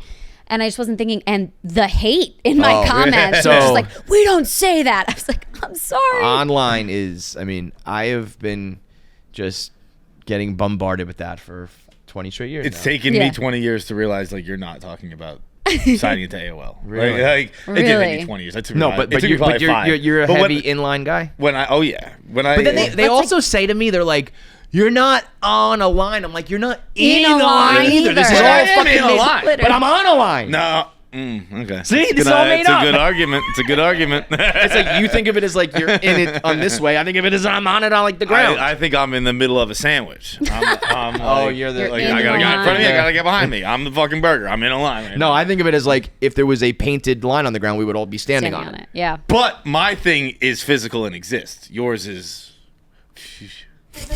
Yeah, but you're not like you're in it. You're in it with those guys. Yeah, I'm in the mix. But there was a time where I used to do that on Twitter, just like find all these little idiosyncrasies and tweet about them and just watch the world burn. Yeah. People get so passionate about it one way or the other, where it's like, that's not the right way to say this word. And it's People like, go and crazy. I used to do it myself, and then I figured out to like do it on purpose. Right. But then there are people who genuinely are like, that's not right, and I'm like, it's where you grew up, dude. Yeah, it's 100%. But I can never. The people who think that marry, and marry and marry, they say all the same. So are you Long Island?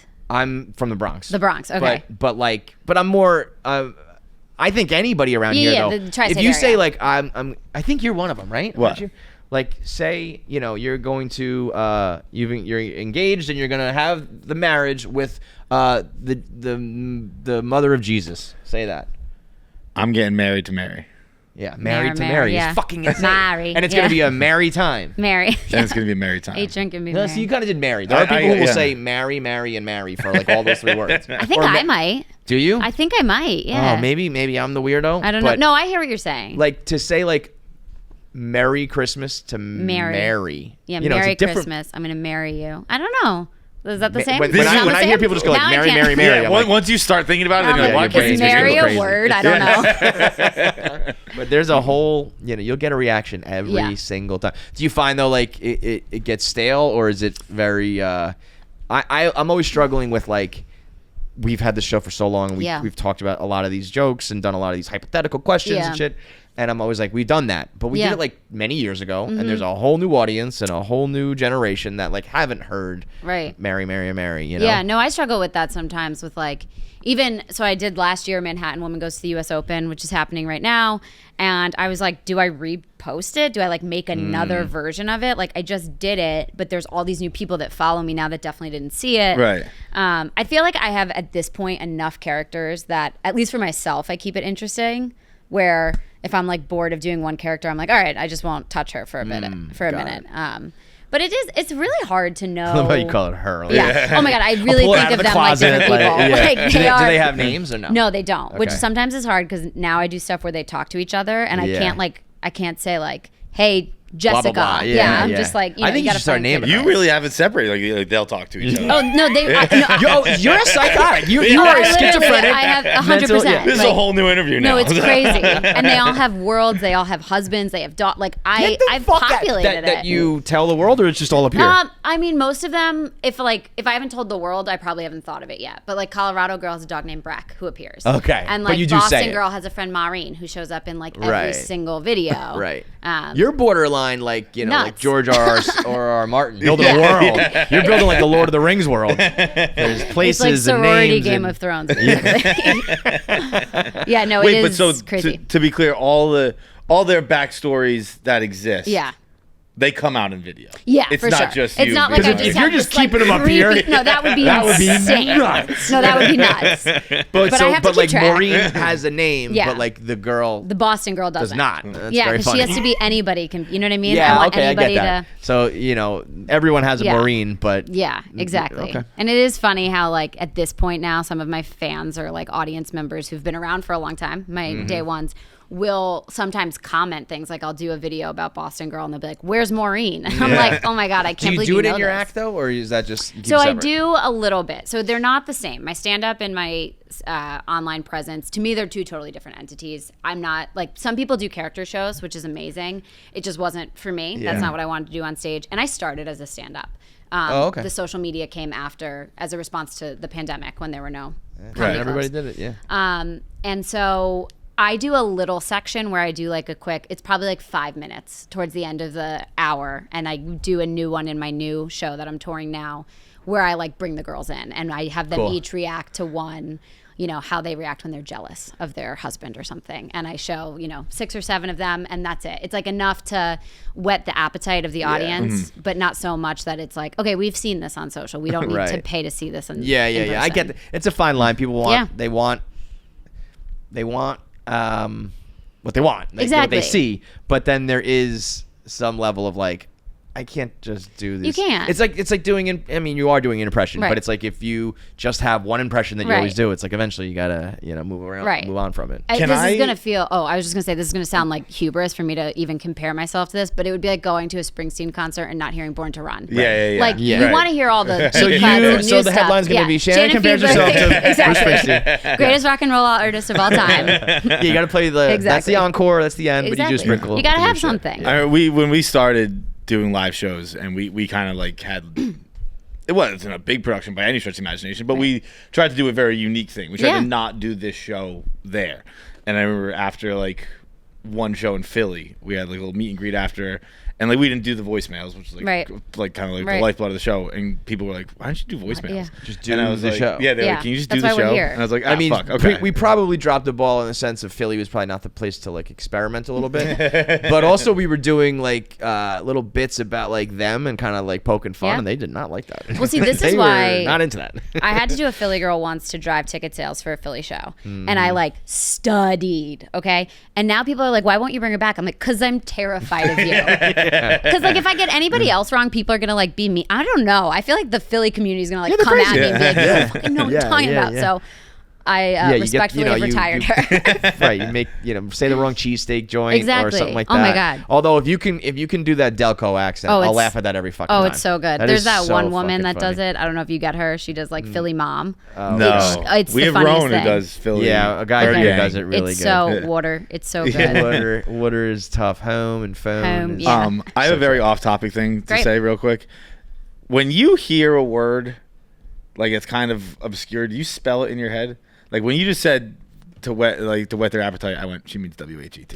Oh, yeah. and I'll do it with Wednesday too. I'll be like, that's a D. Yeah, I always think of it. I say it in my head, but I don't like you see like WE, like you see the letters, or just you look at the whole word. It's all I've been thinking about since she said it. WHET. I'm just been going, she means with an H. I know, like almost I'm congratulating myself for knowing that. I'm like, yeah, not too bad, John. You got that one. I don't know how I see words. This is getting real metaphysical. Yeah, it's like, I don't know know. what's happening how anymore. autistic I am. I saw a clip of Nick Kroll the other day. He was on a polygraph, and I guess this is the thing he's talked about. I can't imagine why else it would come up. They had a picture of Jason Statham, and they were like, true or false, this is the voice, your internal monologue is Jason Statham's accent. And he said, like, he was like, I don't know for sure. And like he'd stayed totally, and then he was like, and then he started to do it, and he's like, I just want to smile like him.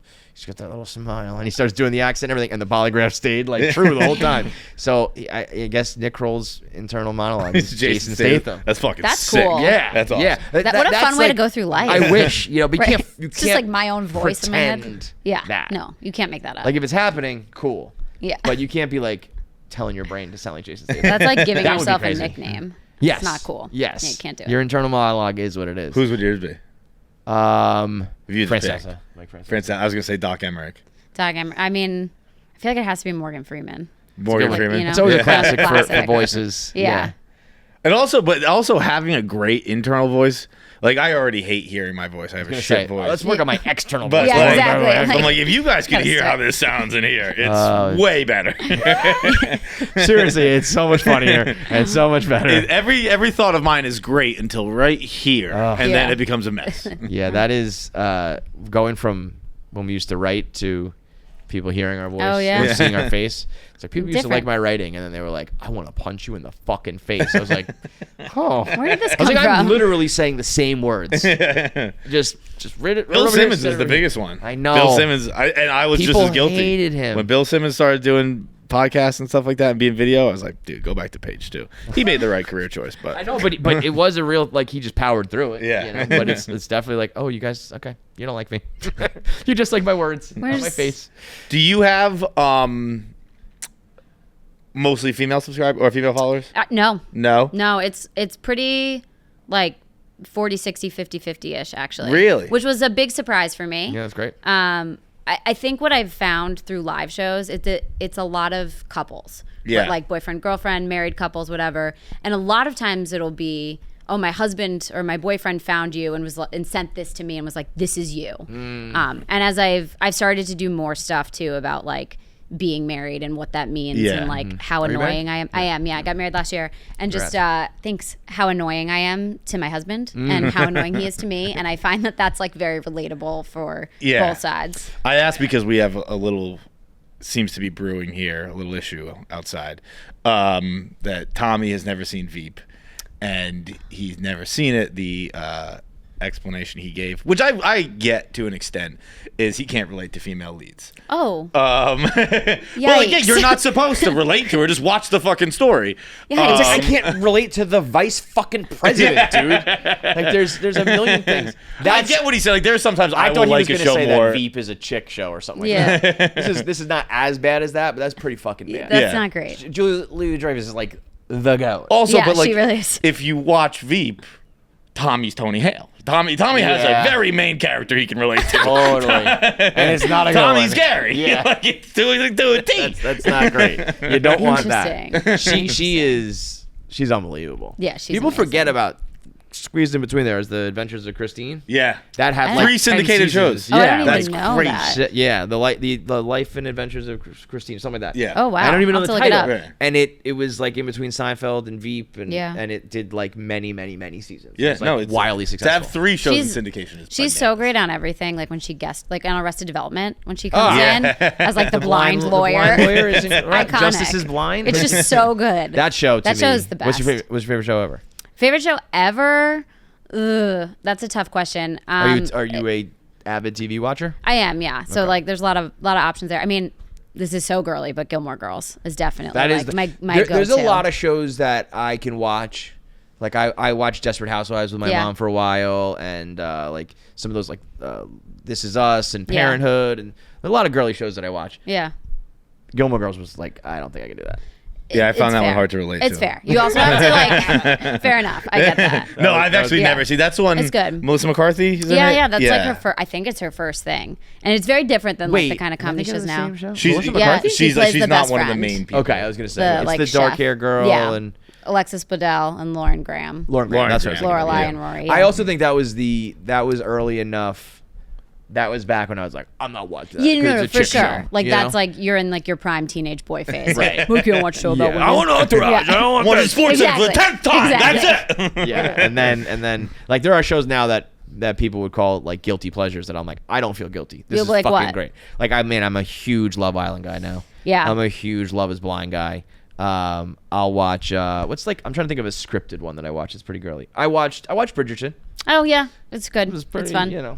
Yeah. You watched all 3 seasons?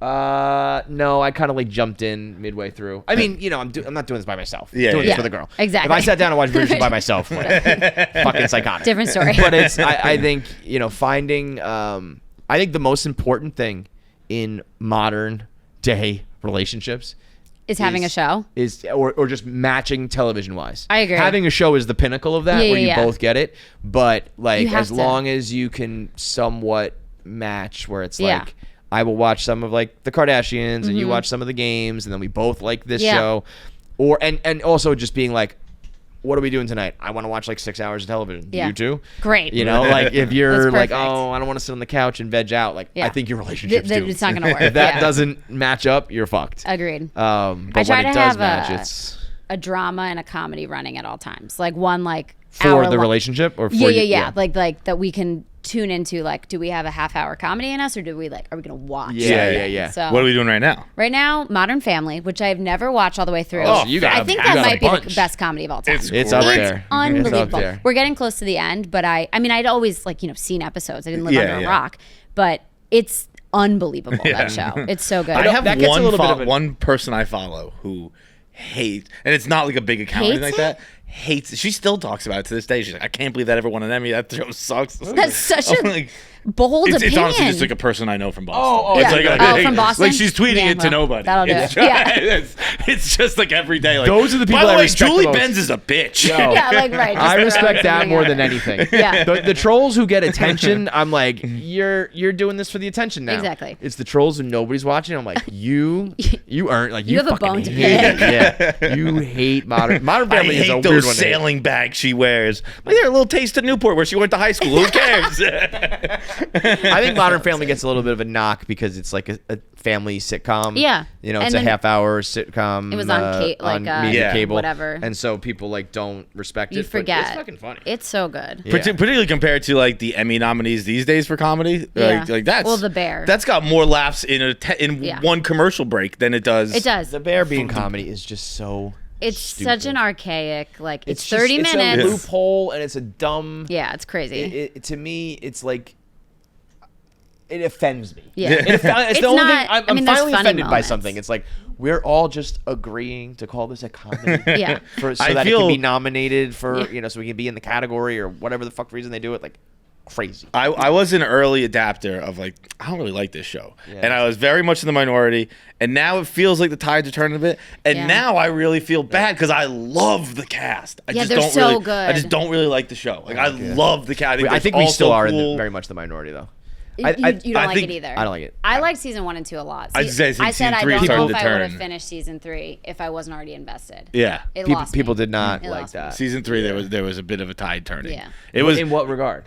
just people finally being like, it's No, not- but I mean, did the show change? The show was I didn't watch season 2. Yeah, there's just like not a lot of plot in season 3. Well, you do need plots in television Yeah, shows. it's like Let me tell you, it's that's more an important like part. artistic. Yeah.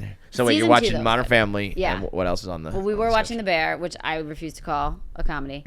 We were watching House of the Dragon, and then I gave up. I was like, I'm over it. I'm done. I'm done with it right now. Don't get me started. Oh, okay. I thought I was gonna be like. I did. No, I gave up halfway through Yeah. season 1 on that one. I'm like towards the end of Game of Thrones. We started a after show podcast. Yeah. Like I was Yeah. very much into that. I never read the books, but as far as Yeah, TV yeah. goes, and then season 1 of House of the Dragon, I thought if you really watch it, it's It's good. spectacular. Yeah.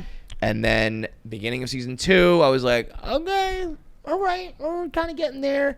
And then halfway through, I was like, fuck, we're not getting there. And then towards the end, and then like the final. Oh, did you even finish it? No, I just The- wasn't invested. It was the season 2 finale was the worst finale in the history Oh, of that's a television. bummer. It was That's a like real bummer. like it ended, and I legit thought that I like sat on the remote and fast forward or something. I was like, No. wait, no, That's that the can't be worst. the end. Like the credits are rolling. Like, Oh, wait, no. what? Ugh. So it was absolutely horrendous. So I feel good in my decision yeah, to you stop watching. there's nothing better. I think you said Yeah. this the other week. Like, it's one thing to be right about a show and be like, Yeah. I like that first, and I told Yeah. you. It's even better to be right on getting out of a show. yeah. And be like, I didn't waste 18 hours of I my knew what I life. was talking about. Yeah, that's There's a reason I it's just like a top shoehorned I 5. bailed season 1. I was like, what you guys know? You're left early. Yeah, that is. There's something satisfying of like, For sure. you thought that was good. Bad Monkey is good. Is that the Vince Vaughn one? That's his Oh. show. Vintage Vince. Really? Yeah. Okay. Vince all right. being charming, I love talking Vince. fast, being funny, Oh, charismatic. fun. Okay. And then there's Okay. a little fun little murder mystery. It's not quite Ooh. like Knives Out kind of deal, but like Yeah. there's He's a murder the they're cop. trying to solve. What's it called? Bad Monkey, Apple TV. Everything good's on Apple these days. It's I've Oh my said the God, last we're get hard. killing It was Yep. Presumed Innocent was fire. I haven't seen it either yet. Presumed Innocent, Bad Monkey, and Slow Horses are all gas. Okay. I think Slow Horses comes out soon 4. Presumed innocent. It's fine. Episode 7 of the first season of Presumed Innocent is Great. unbelievable. Gyllenhaal's first show ever, so you Okay. Is it first TV show? yeah, ever? first TV show. Not even like or as a lead or like never. I read it as ever, but I don't. Yeah, he definitely could have like coming up. But I don't know. SVU. Like, he was. Yeah, he was everyone's doing got an appearance on there. But he was like a baby doing shows. I mean, movies. It wasn't he in fucking like October Sky. Like he's young in those. I don't know if he ever had to do a TV show. Good for Jake. Must be nice. Did you watch what's the Matt Damon one out right now? That's very Boston-y. That would be Instigators? good. Yeah. Oh, I haven't seen it I yet. haven't seen it. but They should have had like I wanna listen just Boston for the Girl as accent. a, Yeah. as a To come an on in. extra for that Yeah. or whatever. Did your stand-up? So like, I didn't know that you were stand-up first. Does that piss you off? That people? No, it definitely doesn't piss me off. Why would you know? I don't post it on social as much. Yeah. Because I don't do a ton of crowd work, so I don't want to burn material by putting it on right. the internet. Right. But that's why I'm excited. I'm releasing my special, and I think that'll be the first time that people who've been following me for a while get to like. If you haven't come to see me in a show, you get to actually see my stand-up. And I'm excited because I think if you like what you see on social, you're gonna like. It's the same person. It's the same POV. It's the same thought kind cool. of process. Yeah. I love doing it a lot, so I'm excited that like more people are gonna finally get to see it and know I do it. How long Yeah. did it take you? How long did it take me For the special, in like how many? total? No, yeah, like is this your first special? Like is First it like special. so? This is like Debut. a culmination of all Yeah, your it's a best lot writing. of- I it's feel like a your lot of years of people's jokes. first special is like, you know, these are things that I was working on when I was like Yeah. 15, an idea Yeah. I had as a kid. Like, I mean, my closer in this hour is a joke that I wrote in it's like the second joke I ever wrote. That's And it great. just like ended up being good. It's probably the reason I did comedy, because I was like, that's a good joke. I know what I'm doing. And then I wrote a lot of really bad jokes. And then But it's crazy. like starting a show because Yeah. like you have a good title or something like that. You know what I mean? Exactly. All it takes is And- one thing to kick you off. Yeah, like when you do your first special, you're building an hour. So like as you start to go on the road, they're like, can you do 30 minutes? And you're like, I think so. And you're like stretching to get to 30, and then you're at 45, and then you get to your hour. And then I was doing an hour for a while before I recorded this, so there was like some shaping and some culling, but there is a lot of like, these are the best jokes that I have that I want to memorialize. And now as I'm working on my second hour, it's a completely different experience where like I'll write a joke and be like, that's funny, it has nothing to do with this hour, so I'll do it at like some random shows, but I'm not going to do it on tour. And that is like the best feeling. That makes me feel like pretty darn cool. Yeah. But Would you call stand-up a hobby? I hope not anymore. No, it's definitely, I mean, it's something I love to do, but it's definitely my job. We were debating about there was a fake list that went around the internet the other day about the hobbies that women find least attractive in men. Is stand up like number one? No, actually, I stand-up would wasn't think on it our would list. be. Stand-up It was video games were number one. Video gaming. Interesting. It was a whole list designed to piss off guys who play Yeah. video games. Okay. But then we kind of started talking about like what is a hobby, because if you turn Yeah. it into like a very literal definition of the word, it's like Yeah. you have to like play the guitar or something Yeah. like that. But and if you get paid for it, obviously Right. it becomes your profession. But it's Right. also like what you like to do in your Yeah, in your I'm spare a big time. believer in hobbies. I feel like millennials kind of killed hobbies because they were like, if you're not making money or getting famous off of it, it's not worth your Don't do time. it. Yeah. But I actually think the millennials, in a sense, killed hobbies because they made them their profession. Right, they created the side hustle. It's the side hustle. Yeah. Yes. I mean, that's like, Yeah. that's exactly what happened with me. And it's like, Yeah. I would still be doing it for fun probably, but I now just have to do it for work. Yeah. Yeah. But it's still a hobby in my Yeah. mind. Like, For sure. I did say it like when I first quit my job and started doing comedy full time, I was like, well, I guess I got to find a hobby now because I like need something to do outside of like work. an outlet. Yeah. So what do you do? I've started drawing. How Drawing? lame is that? So no, but that I think is like, people would call that a hobby. Yeah. I draw. Well, trust I do me, art. No one's ever going to see it. Is So it- like, are you good? No. But are you like? It's very Are you like, okay? I'm fine. Like it's not like, it doesn't look like a kindergartner did it, but it certainly doesn't look like Can you like put shadows and shit in your picture? no. Okay. No, it's honestly, I do it because it's, for whatever reason, it's the only time that my brain like kind of stops its internal monologue of Yeah. Morgan Freeman, right? But I just like zone out. It's wild. So Yeah. that's like my new. I did. I had a coloring phase. It's not so coloring. nice. Adult coloring book? No, I meant drawing. I Okay. subconsciously said coloring, but the I had a phase. It I have was a probably child like inside, so I said coloring. right around the pandemic where I was like, I guess I'll take up some drawing. Yeah. And I probably did it for like 2 weeks. Yeah. But then it was one of those things where I think because I started drawing, or because I bought drawing stuff on Amazon, then they knew to feed me drawing stuff. And I saw a drawing on Instagram of a guy he outlined everything, and then he drew orange over everything, colored it all orange, and then started coloring over that. And I was like, well, how the fuck am I supposed to know that? How are you? That's Seriously. orange? Yeah. Like, I'm never going to be anything if I don't know the whole. You got to paint the whole page orange first. Very funny. What would you say is the least attractive hobby a guy can have? The least attractive hobby a guy can have? I mean, that's a good question. I'm not against video games. I guess it depends on the video game. I've gotten into Mario. It's so fun. I never thought I'd be playing video games, and I like literally I'll come home from the day, I'll be like, do you want to play Mario Kart? I'm like, it's so fun.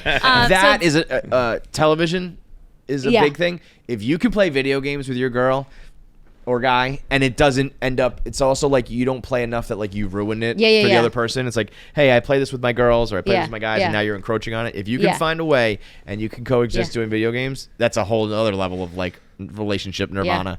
It's so much easier that way. I will say, I don't think it's the most unattractive hobby a guy can have, but I find fantasy football so annoying because it's just so time consuming that I'm like, come on, there's better uses of this energy. But I don't know a guy who doesn't do it, and like all my favorite guys do it. So like right around now is that trend of guys sending the letter to their girlfriends, being like, yeah. I'm submitting my 2 weeks because football's coming. It's like, That right. I would agree with you on it's that. so much work. Fantasy. It's I don't know if it's my I've friends. done maybe 2 seasons in my whole life, and I was like, 15 It's or a whatever. job. I did Well, one but in it college. doesn't have to be. Yeah, But fair. the problem is people do make it like a job. And then if I want it to just be a hobby, I'm You the can't. asshole. I'm the one ruining the league. I'm not paying attention. I get it. Yeah. But it's like, well, I'm not going to do this if you guys You're are not trying hard enough as the fantasy GM. It's like, what are you talking You about? hear that a lot. Right. I'm like, it's mythical. It's a fantasy. So Yeah. How is this ruining your time? I fucking pick my team. I put them out every week. Yeah. Leave me the fuck alone on it. So fantasy sports, people are going to hate you for that one. Yeah, I know. Fantasy guys. But no, that I asked is for it. so obvious though. Yeah, that's if you- warranted. if you- I I have think. friends who I assume play fantasy, but they don't. It's not their whole lives. Yeah. It's not their whole like. Yeah. There's you can play fantasy and that's fine. Sure. And then it gets to another level. Where Yeah. It's like, well, dude, come on. There's Or other things. like I'm watching, I'm rooting for my team with like fellow fans, and then they Right. start caring about like other guys or almost rooting against your team, and like, well, wait a Yeah. fucking minute. Yeah. You know? I've had those issues in the gambling cave where like people I'm rooting for, we're rooting for the Patriots, and like, but I wouldn't hate if like the Lions got a touchdown here. But Yeah. I don't want them to Fuck score. I you. want them 0 Yeah. points. Yeah. No, Exactly. 0 points. They're the bad guys. Are you a sports fan? Yeah, sort of. Which way did you go? New England or New York? Well, New York. That's because my dad was so like. Got it. I actively, again, I'm gonna get a lot of hate for this. I actively don't like football, but like I really like hockey. Wait, what do you mean you actively don't like it? It Like you makes go me out of your way to it makes me angry when I'm watching it. I'm spreading like, the word. I'm like, like, this no is football. stupid. The game stops every 5 seconds. Nothing's happening. You can't see their faces. I like to get the expressions, So I am very actively like. I mean, listen. I watch Super Bowl. I like commercials. I like football food a lot. Like, I'll eat a buffalo wing any day of the week. Did but Taylor get you into it at all? No. Taylor effect? It No. didn't. And I like Taylor Swift a lot. Yeah. But not enough to like football. I just really don't like watching football. I find it mind numbing. Because I like baseball. Like I went to 2 baseball games last week. I know I'm a sports girl. It's kind of ridiculous. I mean, talk about nothing happens though. But compared to football, something happens. I swear to God. This is a hill I'll die on. You're not totally wrong. I'm not the right person to ask because Fair. I have a long-standing belief that Tom Brady and the New England Patriots ruined the sport of football. Whoa. They were too good. Like Oh, everything now is so. I used to tell him, boring like, to as a watch. Jets fan, I was like, we don't watch the same game. Yeah, no, We're not we watching don't. the same. Yeah, Literally, that's the very true. sport is different. Like, we don't move. The football does not move. You get to watch it fly all over the place. Yeah, exactly. It was Like- 2 decades of like insane stuff, and now you're like, oh, okay. We run the ball up the middle 3 times and we punt it. That's not Yeah. that exciting. Welcome to the game. Yeah. Yeah, I mean, I think baseball and football are both very similar when you break down the actual minutes Yeah. of action. So it's kind of a tie. I think baseball has more je ne sais quoi to Nostalgia. it. Where football it really is like stop go. Yeah. Stop go. I don't know. I like, other than football, I will watch any sport and enjoy it. I don't like follow many like Let intensely. me ask you a but if question. it's Are you on, I impressed enjoy with it. basketball players? Oh, I'm also not. I don't love basketball that much. Okay, so you either. don't really like sports. Yeah, I guess So not. 2 of the 4 major 2 of sports the 4 out. major. Yeah. Jackie has a theory that basketball players are just big. Which They're also I think has They're just big and they're not talented. Yeah, well, I just Okay, think I wouldn't go that far. No. That's all I said. I said I think that they score too much. Yeah, That's it's the true. opposite problem. Yeah, the sport is too easy for them. Yeah, Yeah. it's kind of like Tom Brady. It's like, what are we doing? Yeah. If we're all just like If we're all this getting good, three-pointers that's a all the fair time. point. Thank you. Thank you. But I I think know I think Jackie has some. But I think it's argument like there. you don't realize that it's like not that easy. We can't. Because they're so sorry. good at it. don't wanna I go get there it. I again. get it. I'm like still getting hate for this take. I don't want to put you in that spot again. Yeah. Yeah. Okay. I'm not anti-basketball. I'll watch it. Got it. It's not my like vendetta against football. Football is when it's one of those things where, and I do like football. I don't love it as much as some people, Yeah. but I like Yeah. watching football. But if you do focus in on how much it's stopping Yeah. and how little stuff is happening, Yeah. it's all like I've started. This is a couple years ago, but I follow Liverpool. I don't. I'm not a diehard fan. I'm kind of Yeah. like you. How Sure. you say you watch sports? Where I'm like, yeah, I like them. Yeah. I'm not getting up at 6 a.m. to watch them. Right. But if they're on at 11, I'll watch them. And I've kind of flipped Yeah. In like, because we used to say nothing happens in soccer. Yeah. And I can see everything happening in soccer, and then like now I start to see how much like nothing is happening in football. Yeah. Where I guess I'm becoming European. Yeah. I hate you. I don't know. My husband's an avid Premier League fan, so I've gotten into that, and it's fun to watch, even though like it's not high scoring. Like they're moving, they're shaking. I went to a game, and that was where it kind of it's the changed best. for me. Where It's it was so like, fun. oh, I can see the whole field, I can see everything happening, and also when they get hit, it fucking looks like it hurts. It's not a pat on him. It doesn't translate to TV. I was like, Mo Salah just fell 9 feet on his head, and we're like, oh, stop being a pussy. I think what's crazy about football is low scoring too. They just change the numbers. Get 7 points for one score. If home runs were worth 10, the score would be 90 to 80. Instead, it's like 9 to 8. It's just, but it works. Yeah. People are like, oh, they scored people. 55 points. Like, no, they scored 6 and kicked a couple goals. All right, well, good stuff. So you got the special is out September 25th on YouTube. On YouTube. Yeah. Okay, and all of your characters and all of your internet stuff's on. Are you on YouTube on that? I feel like it's mostly Working on it. Yeah.